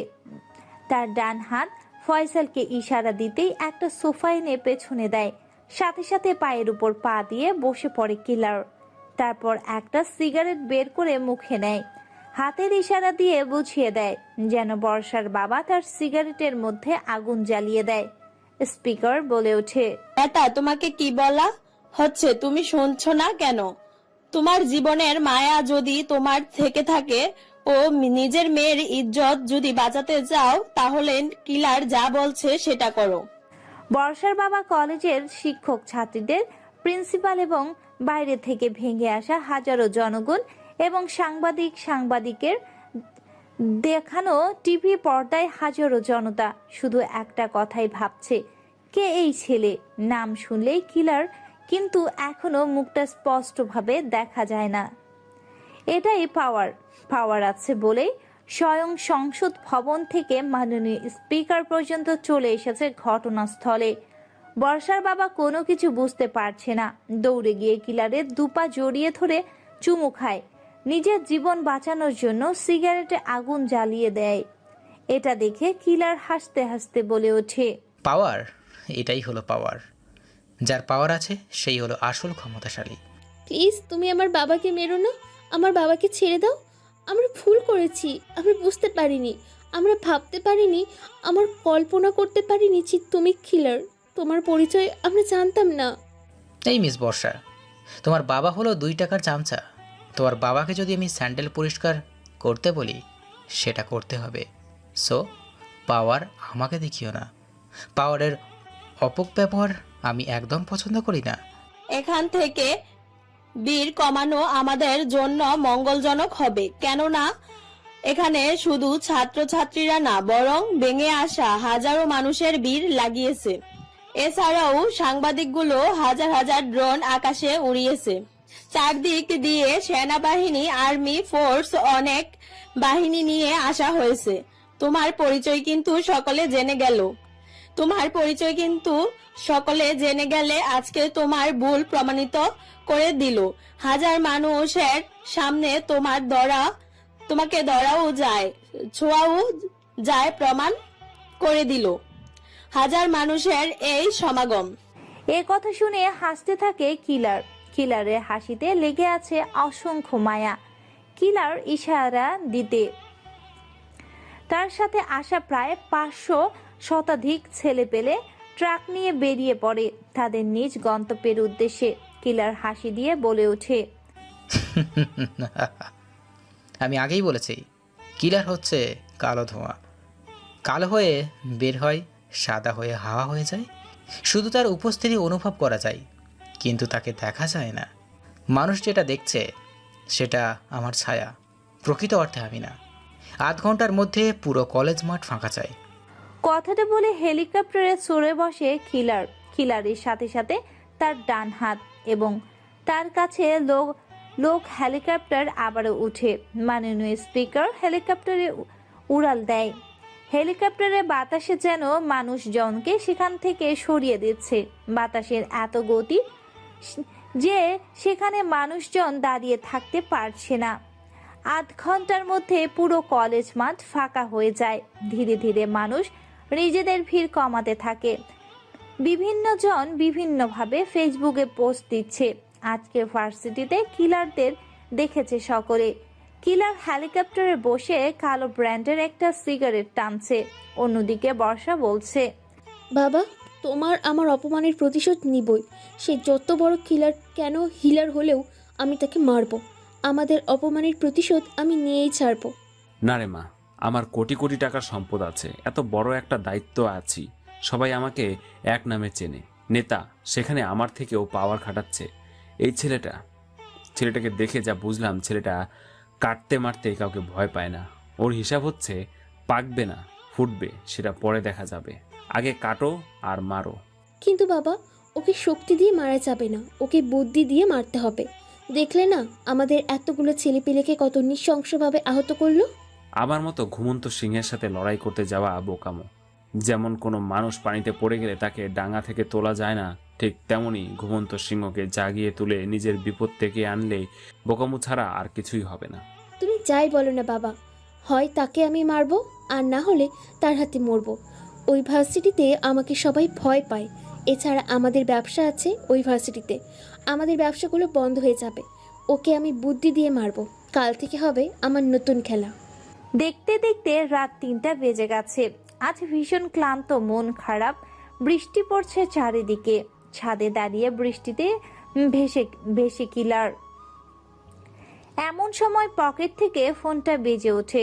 পকেটে হাত ঢুকিয়ে ফোনটা বের করে, ফোনটা প্রায় 3 লক্ষ টাকারও বেশি দাম। ফোনটা বুলেট প্রুফ এবং পানিতে ভিজলেও কিছু হবে না, ওয়াটার প্রুফ। ফোনটা রিসিভ করতেই ওপাশ থেকে বলে ওঠে, ভাই আপনি কোথায় আছেন? বাংলোর ভেতরে আসতে পারবেন আজকে? কেন, কি হয়েছে বাংলোর ভিতরে? না ভাই, তেমন কোনো কিছু হয়নি। আসলে আপনি সেদিন যে ছেলেটাকে মারলেন তার বসকে তুলে এনেছি। মেয়েদের নিয়ে যারা পতিতালয়ে বিক্রি করে, ব্যবসা করে। কতজনকে তোরা ধরে এনেছিস আর কতজনকে বেঁধে রেখেছিস বাংলোর ভিতরে? ভাই প্রায় 3 জনের মতো এনেছি। 3 জনে পুরো গ্যাংটাকে সামলায় একসাথে। ওকে, ঠিক আছে, আমি আসছি। কথাটা বলে দামি একটা কালো রঙের হাইস গাড়ি নিয়ে বেরিয়ে পড়ে। যে গাড়িটির মূল্য বর্তমান বাংলাদেশি টাকায় প্রায় 16 কোটি টাকা। গাড়ির নামটা আমরা এই মুহূর্তে মনে আসছে না, তবে দামটা মনে আছে। যে গাড়ির চাকাগুলো পর্যন্ত সোনা দিয়ে তৈরি। আবার অন্যদিকে হোয়াটসঅ্যাপ গ্রুপে কলে বর্ষার ফোন করে তার বান্ধবীদের সাথে কথা বলছে। রত্না, শিলা আর রাত্রি, তোদের এখন একটা কাজ করতে হবে। ভার্সিটিতে এখন থেকে কিলার নামের ছেলেটি আসবে। তাকে যে করেই হোক আমার প্রেমের ফাঁদে ফেলতে হবে। কিন্তু তুই এসব করবি কেন? তোরা হয়তো ভুলে যাচ্ছিস, এই বর্ষা কোনোদিন কারো হিসাবে বাকি রাখে না। এখন কি তুই তাহলে তার সাথে প্রেমের অভিনয় করে তুই তোর অপমানের প্রতিশোধ নিবি? দেখ, ও কিন্তু খুব ভয়ানক। ওর সাথে প্রেম অভিনয় করা মানে নিজের জীবনটাকে কুমিরের সামনে ফেলা। দেখ, যাই হয়ে যাক না কেন, আমি কিন্তু ওকে ছাড়ছি না। ওকে তো আমি আমার ফাঁদে ফেলবই আর পৃথিবী থেকে সরিয়ে দেব। ও জানে না কাদের সাথে পাঙ্গা নিয়েছে। ও যত বড় গ্যাংস্টার হোক না কেন, এই বর্ষার সামনে টিকতে পারবে না। এই বলে ফোন কেটে দেয় তারা গ্রুপ কল থেকে। তারপর ঘুমিয়ে পড়ে বর্ষা। সকালে কি নাটক শুরু করবে বলে ভেবে নেয় সে। এদিকে আবার ফুল স্পিডে ড্রাইভ করে বাংলোর সামনে এসে গাড়িটাকে ব্রেক করে বাড়ির ভেতরে প্রবেশ করতে প্রায় 10 জনের মতো গেটের সামনে এসে রিসিভ করে নিয়ে যায় কিলারকে। কিলার রুমের ভেতর প্রবেশ করতেই কিলারের ডান হাত ফয়সাল তাকে রিসিভ করে। রুমের ভেতর থেকে 3টা ছেলেকে নিয়ে এসে সোফার সামনে রাখে। ছেলেগুলোর মুখে চোখে হাতে পায়ে বেঁধে রাখা হয়েছে। চোখের ইশারা দিতেই তাদের চোখ খুলে দেয়। তার ডান হাত বলে ওঠে, ভাই এই হচ্ছে সেই 3 গ্যাংয়ের লিডার যারা এসব অপকর্মের সাথে কাজ করত। কোনো কথা নয়, সময় আর পরিস্থিতি কখনো এক জায়গায় থাকে না। আমার বক্সটা নিয়ে আয়, কোনো কথা হবে না। ওকে ভাই। কিলারের কথা মতো তার বক্সটা নিয়ে আসা হয়। বক্সের ভেতরে রাখা আছে 3টে কাঠের বোতল। তাতে রাখা আছে ছুরি, একটা চাবুক, একটা চিমটি, আরও কিছু ভয়ানক জিনিস। হাত পাগুলো বেঁধে দিয়ে ছুরি দিয়ে কেটে দেয় হাতের ও পায়ের রগগুলো। ফিনফিন করে রক্ত বের হতে থাকে। ছেলেগুলো কোনো কথা বলতে পারে না। তারা যাতে কোনো রকম শক্তি খাটাতে না পারে সেজন্য কিলার বলে ওঠে, আজকে আমি ওদের কোনো শাস্তি দেব না, তোরা দিবি? কিলারের কথা শুনে তাদের হাত পা কাঁপাকাঁপি শুরু করেছে। কেননা এই কিলারের শাস্তিগুলো কত ভয়ঙ্কর হতে পারে সেটা শুধুমাত্র যারা দেখেছে তারাই বলতে পারবে। কিলার বলে ওঠে, এই নে প্লাস আর চিমটি, তোদের মুখের ভিতরে থাকা সমস্ত দাঁত তুলে ফেলতে, যাতে 3 জন ব্যথায় চিৎকার করে। কিলারের কথা মতো তার ডান হাত দাঁতগুলো তুলে ফেলে। তারপর বলে ওঠে কিলার, এখন তাদের মুখের ভিতরে এই 3টা বোতল ঢেলে দে, তারপর মুখটা সেলাই করে দে। আবার ঠিক কিলার যেভাবে বলার বলল তারা ঠিক একইভাবে করলো। গলা কাটা মুরগির মতো লাফাতে থাকে সেখানে, যেন কোনো নিরীহ পশুকে জবাই করা হয় এবং তার হাত পা খুলে দেওয়ার হয়। তখন সে লাফাতে শুরু করে। ঠিক 3টা ছেলে একইভাবে লাফালাফি শুরু করেছে। সেই 3টা বোতলের মধ্যে ছিল কাচের গুঁড়ো, মরিচের গুঁড়ো এবং লবণ, সাথে কাঁচা হলুদ মিশ্রিত ছিল, অ্যাসিড পোড়া মোবেল, ফুটন্ত পানি এবং কেরোসিন। সাথে সাথে ছেলেগুলো যেন গলার ভেতরে টুকরো টুকরো কাচের গুঁড়াগুলো লেগে যায়, আটকে যায় গলার ভেতরটাতে। না গিলতে পারে না বের করতে পারে, ব্যথায় শুধু কাতরাচ্ছে। যে জায়গা থেকে দাঁতগুলো তুলে ফেলেছিল একটা কাছ গিয়ে সেখানে গেঁথে যায়। লবণ আর কাঁচা হলুদ মিশ্রিত মরিচের গুঁড়া যেন মুখের ভেতর আগুন জ্বালিয়ে দিয়েছে। সাথে দেওয়া আছে ফুটন্ত পানি, কেরোসিন, পুরা মোবেল এবং বিষাক্ত কেমিক্যাল। মুখের ভেতর দিয়ে গলা থেকে নেমে পেটের বিভিন্ন জায়গায় চলে যাচ্ছে। অলরেডি জ্বালিয়ে দিয়েছে তাদের। তারপর আবার কিলার বলে ওঠে, তাদের মুখে সেলাইগুলো কেটে দিয়ে, তাদের হাত ও পায়ের নখগুলো কেটে দিয়ে সেখানে চুন আর পটাশ এবং ফসফেট গুলে একসাথে লাগিয়ে দে। তার দলের ছেলেপেলেগুলো কিলারের কথা মতো এক হয়ে কাজ করে।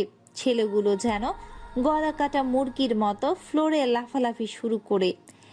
একবার এদিকে যায় তো আরেকবার ওদিকে যায়। তাদের এই আর্তনাদ দেখার জন্য তাদের হাত ও পায়ের বাঁধন খুলে দেয় ছেলেগুলো, যেন নিজেকে জবাই করবে এমন তাদের অবস্থা। কাটা অংশে চুল লাগিয়ে দেয়, সাথে রাসায়নিক সার, এবং যেগুলো খুব ভয়ানক ও বিষাক্ত। কিলার মুচকি এক হাসি দিয়ে বলে ওঠে, শোন, এই চাবুকটা দিয়ে ওকে 600 চাবুক মারার পর ওদের 3 জনকে ছেড়ে দিবি, যেন তোরা হুইল চেয়ারে সারা জীবন চলাফেরা করে। এরপর বেরিয়ে পড়ে বাড়ির উদ্দেশ্যে। পরের দিন সকালে ভার্সিটিতে দেখে সকলে সালাম দিচ্ছে, কিন্তু কিলারের আসল মুখটা এখনো কেউ দেখতে পারেনি। কিলার মিশনটাকে শেষ করার পরে এখান থেকে পড়ে তার নতুন কোনো গন্তব্যের উদ্দেশ্যে। খিলার সোজা গিয়ে বসে পড়ে তার বন্ধু জয়ের সাথে। জয় তাকে অনেক প্রশ্ন জিজ্ঞাসা করে। কে সে, তার পরিচয়। খিলার বলে সময় হলে সবটা জানতে পারবে বলে কিলার সবটাকে ঘুরিয়ে দিয়ে ক্লাসে মনোযোগ দেয়। ক্লাস শেষ করার পরে ক্যাম্পাসের মাঠে বসে আছে। সবাই তখন পেছন থেকে বলে ওঠে, জিসান, আমার ভুল হয়ে গেছে, আমি তোমাকে চিনতে পারিনি, প্লিজ তুমি আমাকে মাফ করে দাও। বর্ষার মুখে এমন কথা শুনে বেশ অবাক হয়ে কিলার মুচকি হেসে বলে ওঠে, নিজের ভুল বুঝতে পারলে যথেষ্ট, আমার কাছে ক্ষমা চাওয়ার কোনো কিছুই নেই। কিন্তু তুমি যে আমাকে ক্ষমা না করলে আমি শান্তি পাবো না। তুমি যদি আমাকে ক্ষমা করে দাও তাহলে আমার সাথে তোমাকে বন্ধুত্ব করতে হবে, আর তুমি যদি আমার সাথে বন্ধুত্ব না করো আমি বুঝবো তুমি আমাকে ক্ষমা করোনি। আর আমাকে ক্ষমা না করলে আমি কিন্তু আমার যা ইচ্ছে তাই করে দিব। দেখেন, আমি আপনাকে ক্ষমা করে দিয়েছি, সো আমার থেকে দূরে থাকুন।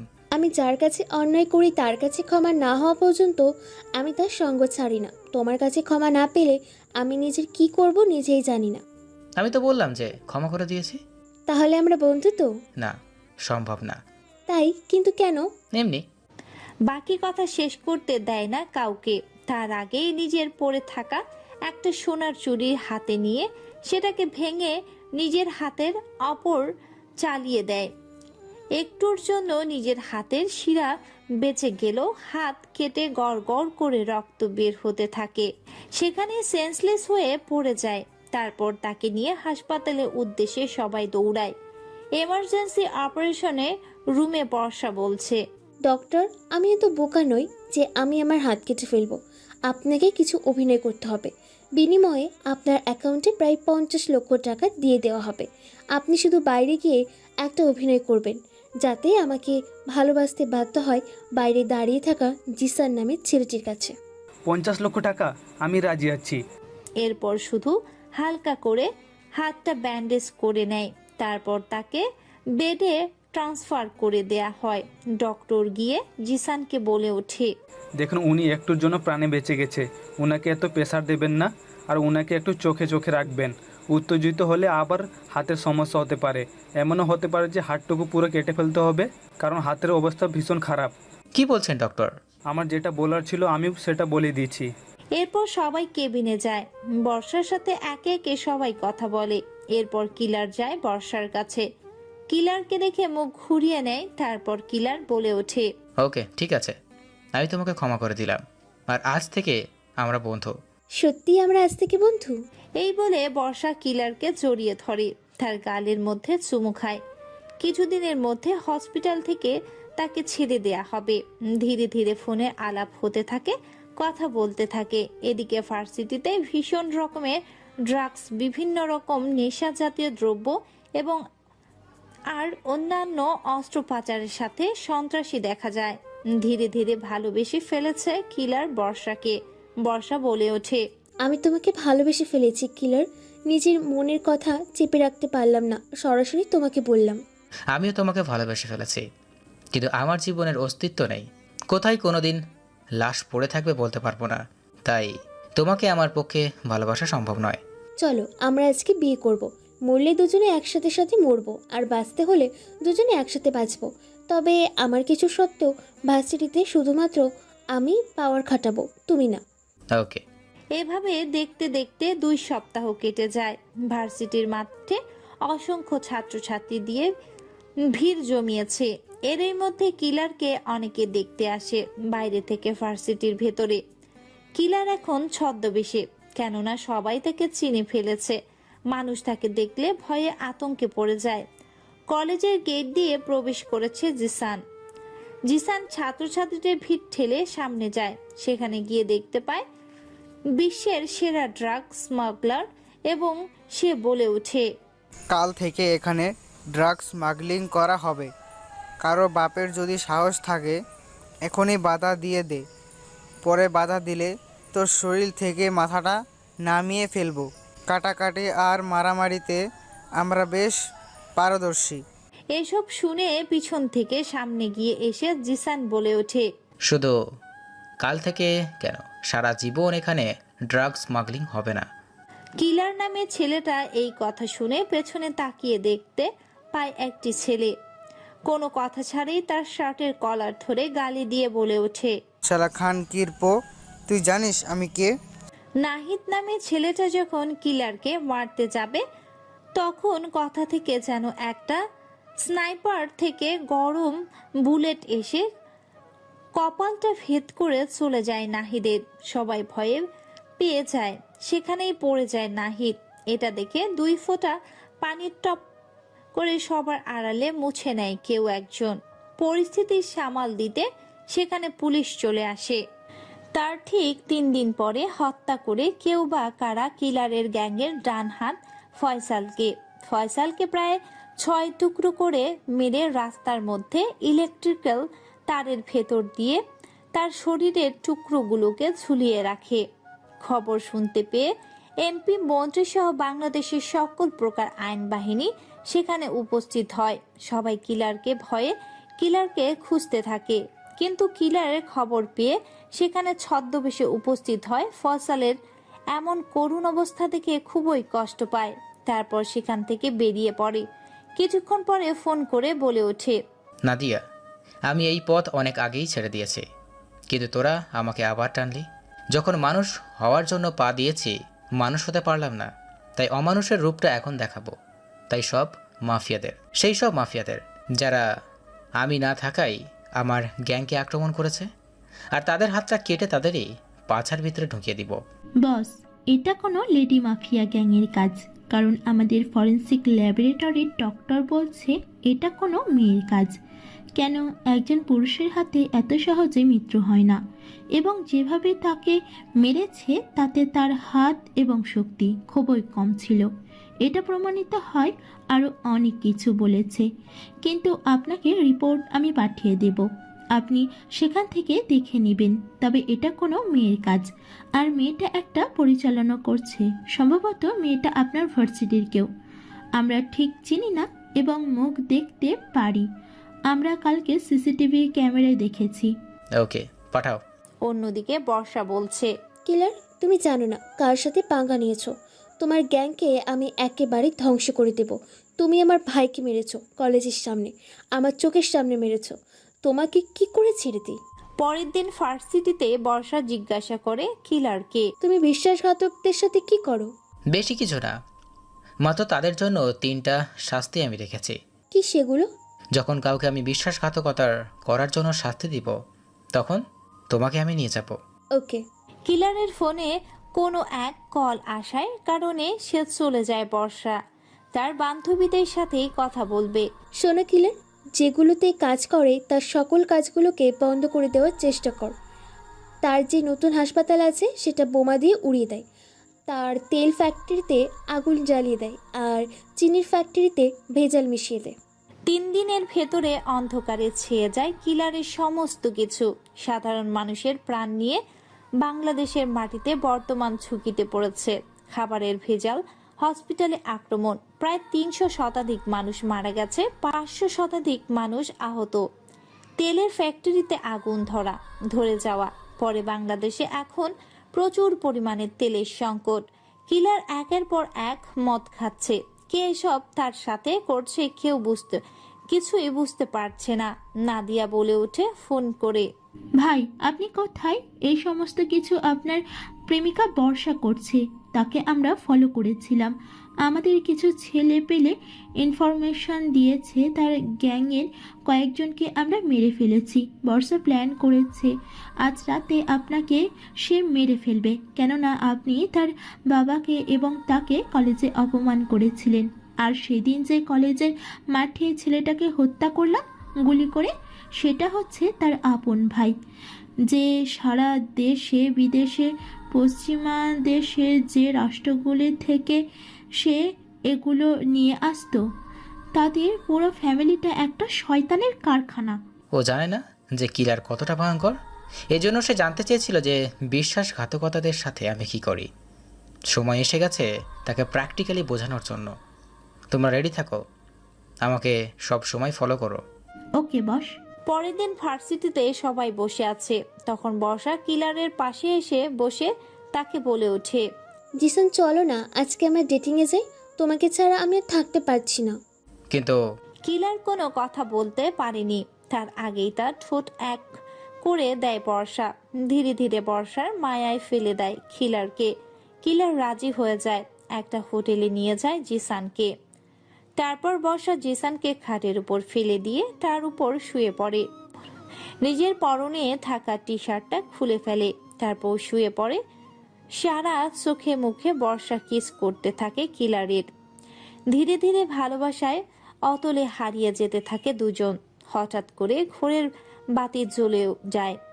কথা থেকে যেন কেউ এসে কিলারের চারদিকের দিকে ঘেরে ফেলে, চেয়ারের সাথে বেঁধে ফেলে। মুহূর্তেই মধ্যে আচমকা হওয়াতে কিলার চমকে ওঠে।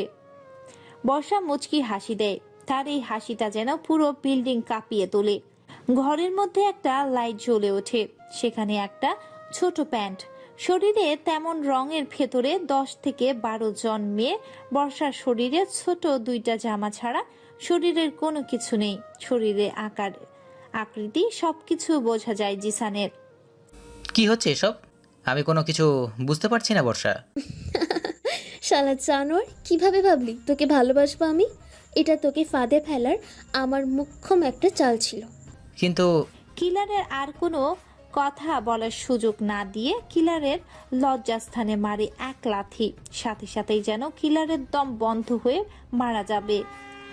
ব্যথায় কুকড়ে উঠে বুঝতে দেয় না কাউকে। এটা দেখে উপস্থিত থাকা সকল মেয়ে হু হু করে হেসে ওঠে। বর্ষা চেয়ারের উপর পায়ে পা দিয়ে সিগারেট টানতে থাকে, উড়িয়ে দেয় তার দিকে। বর্ষা বলে ওঠে, আমি জানতাম সকলের একটা দুর্বলতা থাকে, তাই তোকে ভালোবাসলাম। তুই আমার প্রতি দুর্বল হলি, আমি যাই বললাম তুই তাই শুনলি। আর আজকে তোকে ডেটিংয়ের কথা বললাম, তুই চলে আসলি। এখানে এসে ফাঁদে পড়ে গেলি। তোকে মারার জন্য আমি আমার সব কিছু বিলিয়ে দিতে রাজি ছিলাম। অবশেষে তোকে হাতের মতো পেয়ে গেলাম। কথাটা শুনে হাসতে থাকে কিলার। কিলারের এরকম হাসি দেখে সবাই অবাক হয়ে, বর্ষা সহ তার বান্ধবী এবং সকল মেয়েগুলো। কিলার বলে ওঠে, তুমি জানতে চেয়েছিলে না যে বিশ্বাসঘাতকদের আমি কি করি? এটা যদি তুমি নিজের চোখে দেখতে না চাও, তাহলে সময় থাকে আমাকে মেরে ফেলো। সময় পেরিয়ে গেলে প্র্যাকটিক্যালি করে দেখাবো। তাই নাকি? আর তুই তো মৃত্যুর অর্ধেক দুয়ারে এসে গেছিস। কিছুক্ষণের মধ্যে পুরো মৃত্যুর দুয়ারে তোকে পাঠিয়ে দেব। সময় থাকতে এখনই পাঠিয়ে দে। এরপর বর্ষা হাতে থাকা সিগারেটটা কিলারের লজ্জাস্থানে রেখে চেপে ধরে। কিলার ব্যথায় কুকড়ে ওঠে, কোনো কথা বলে না। কিলারের এরকম অবস্থা দেখে সকলে হাসতে থাকে। অন্যদিকে কিলার নিজের হাতে বান খোলার জন্য নিজের ঘড়ি দিয়ে কাটতে থাকে। তার হাতে থাকা ঘড়িটা হচ্ছে একটা রোবোটিক ঘড়ি। এটা দিয়ে সকল কিছু করা যায়, মানুষ খুন থেকে শুরু করে যাবতীয় অনেক কিছু। প্রায় মূল্য হচ্ছে 18 কোটি টাকা।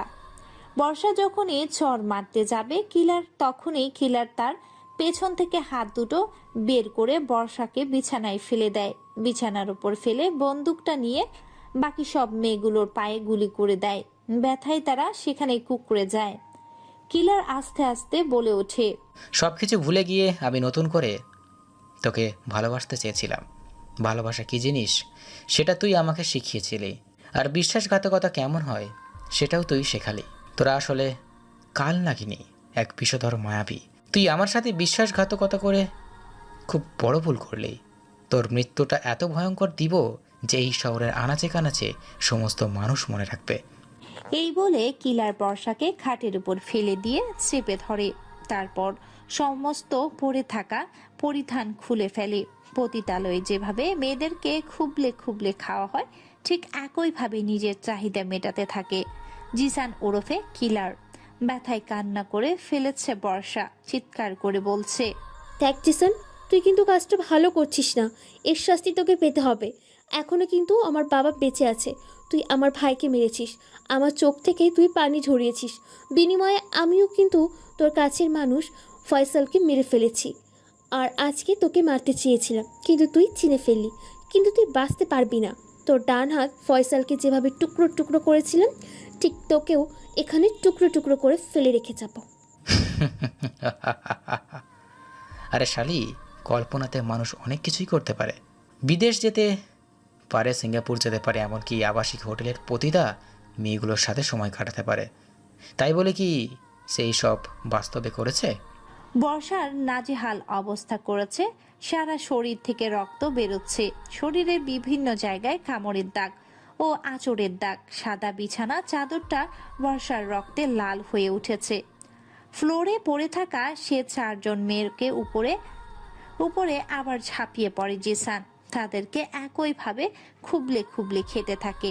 তারপর জিসানের এক ভয়ঙ্কর হাসি দেয় আর বলে ওঠে, তোদেরকে আজকে এখানে এতটাই ভয়ঙ্কর শাস্তি দিব যে কিলার তো দূরের কথা, কারোর সাথে বিশ্বাসঘাতকতা করার কথাও ভাবতে পারবি না। এই বলে প্যান্টের বেল দিয়ে একের পর এক মারতে থাকে 5 জনের শরীরে। যে কোনো স্থানে বেল্টের বাড়ি দিতেই থাকে, আঘাত করতে থাকে জায়গায় অজায়গায়। বেল্টের বাড়ির আঘাত খাওয়াতে চিৎকার করছে বারবার তারা।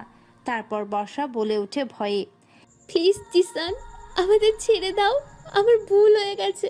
আমি তোমাকে সত্যিই এখন থেকে ভালোবাসবো, তবু আর মেরো না।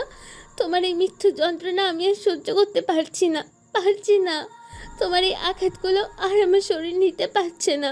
যদি আমাকে মারতে হয় তো একেবারে মেরে ফেলো, এভাবে আর তিলে তিলে মেরো না। এরপর কিলার বর্ষার মুখের ভেতর থেকে জিহব্বাটা বের করে এনে কাঁচি দিয়ে কেটে নেয়। তারপর সেখানে লবণ আর মরিচ গুঁড়ো দিয়ে চেপে ধরে। পাগলের মতো ছটফট করতে থাকে আর পাগলা কুত্তার মতো লাফাতে থাকে বর্ষা। আর তার সাথে সে 4 জন মেয়ে। কথা বলতে পারে না তারা। তাদের পায়ের 10 আঙ্গুল কেটে নেয়। নিজের চোখের সামনে তাদের হাতগুলো কেটে তাদের যৌনাঙ্গের ভেতরে ঢুকিয়ে দেয়। চিৎকার করতে থাকে তারা।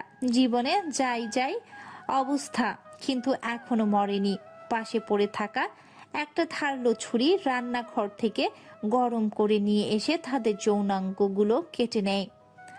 আর সেখানেই কাঁচা হলুদ, মরিচ, পেঁয়াজ, কাঁচের গুঁড়ো এবং ইউরিয়া ঢেলে দেয়। সাথে সাথে ছটপট করতে থাকে ফ্লোরে চারদিকে দৌড়াদৌড়ি করতে থাকে, গড়াগড়ি খেতে থাকে তারা সবাই। তারপর তাদের বুকের স্তনগুলো কেটে তাদের মুখের ভেতর ঢুকিয়ে দেয়। তারপর কিলার এক ভয়ঙ্কর হাসি দেয় আর নিজের পকেট থেকে ফোনটা বের করে বলে ওঠে, নাদিয়া, আমার সেই চাইনিজ ধারালো কোড়ালটা নিয়ে আসো। কিলারের কথা মতো নাদিয়ার লোকেশন অনুযায়ী কোড়ালটা নিয়ে চলে আসে। এখনো মরেনি তারা। কোড়ালটা হাতে নেওয়ার সাথে সাথে এলো পাথারি কোপাতে থাকে তাদের। এক একটা কোপে যেন শরীর থেকে এক একটা মাংসের টুকরো আলাদা হয়ে যায়। সাদা ফ্লোরটাতে ছিটকে ছিটকে গিয়ে পড়ছে। হেরোই মধ্যে গিয়ে নাদিয়া বর্ষার বাবাকে তুলে নিয়ে আসে। তারপর কিলার বলে ওঠে, আমি আগেই বলেছিলাম, আমি খেপে গেলে হয় না, আর যদি ঘুমিয়ে থাকি তাহলে ইঁদুর। তোরা সেই একটাই ভুল করলি, আমাকে জাগিয়ে দিয়ে। তোর মেয়ের এই টুকরো টুকরো অঙ্গগুলো তোকে খেতে হবে, তাও আবার লজ্জাস্থানগুলো। চোখের ইশারা দিতে মেয়েগুলোর বিভিন্ন স্থানে লজ্জাস্থানগুলো জোরপূর্বক খাইয়ে দেয় বর্ষার বাবাকে। বর্ষার বাবা চিৎকার করতে পারে না, শুধু অঝরে নিজের চোখের পানি ফেলছে। এরপর বর্ষার বাবা যখন কোনো কিছু বলতে যাবে, সাথে সাথেই ফল কাটার ছুরি দিয়ে গলায় শিরা কেটে দেয়। রক্ত বের হতে থাকে। শরীর থেকে মাথাটা আলাদা হয়ে যাওয়ার আগেই 3 কোপে শরীরটাকে 3 খণ্ড করে ফেলে। তারপর একটা বিশ্রী ও ভয়ঙ্করভাবে তাদের লাশগুলোকে টুকরো টুকরো করে কালো পলিথিনে করে প্যাকেট করে পাঠিয়ে দেয় বাংলাদেশের জাতীয় সংসদ ভবনে। সেখান থেকে ভাইরাল হয় পুরো ঘটনাটি। সারা বিশ্বে যেন সবার মুখে মুখে সবার স্মৃতি হিসেবে নামটা মনে থাকে, কিলার নামটা। শুনতে যেন সকলে আত্মাটা কেঁপে ওঠে। কিলার বলে ওঠে, আমি ধরতে ধরতে ধরি না, আর একবার যাকে ধরি তাকে জবাই না করে পর্যন্ত ছাড়ি না। বিশ্বাসঘাতকতা করার ফল কতটা ভয়ানক হতে পারে বিশ্ববাসী দেখবে এই কিলারের ভয়ঙ্কর রূপটা। বিশ্বাসঘাতকতা নৃশংসভাবে হত্যা করতে পারি, এই ঘটনাটি ছড়িয়ে দেবে পুরো নেট দুনিয়াতে। আর হ্যাঁ, আমি বাংলাদেশ থেকে চলে যেতে চাই, কারণ এইখানে আমি হতে চেয়েছিলাম মানুষ, কিন্তু হতে পারলাম না। মানুষ আবার অন্ধকার জগতে পা দিয়ে হয়ে গেল অমানুষ। আমি গ্যাংস্টার ছিলাম, গ্যাংস্টার আছি, গ্যাংস্টার থাকবো, এবং আমার গ্যাং ছিল, আছে, থাকবে। বাংলাদেশ থেকে অনেক দূর যেতে চাই, যেখানে নতুন করে আমি আমার জীবনটা শুরু করতে পারবো। বর্ষার মতো প্রতারকরা যারা আর ধোঁকা দিতে না পারে। এই কিলারকে বা কিলারের মতো কোনো সরল সাদা ছেলেকে এজন্যই তাই এত নৃশংসভাবে হত্যা করলাম তোদেরকে। আমি বাংলাদেশের বাইরে গিয়ে গ্যাংটাকে পরিচালনা করব। বাংলাদেশের সকল মানুষ আমাকে চিনে ফেলেছে।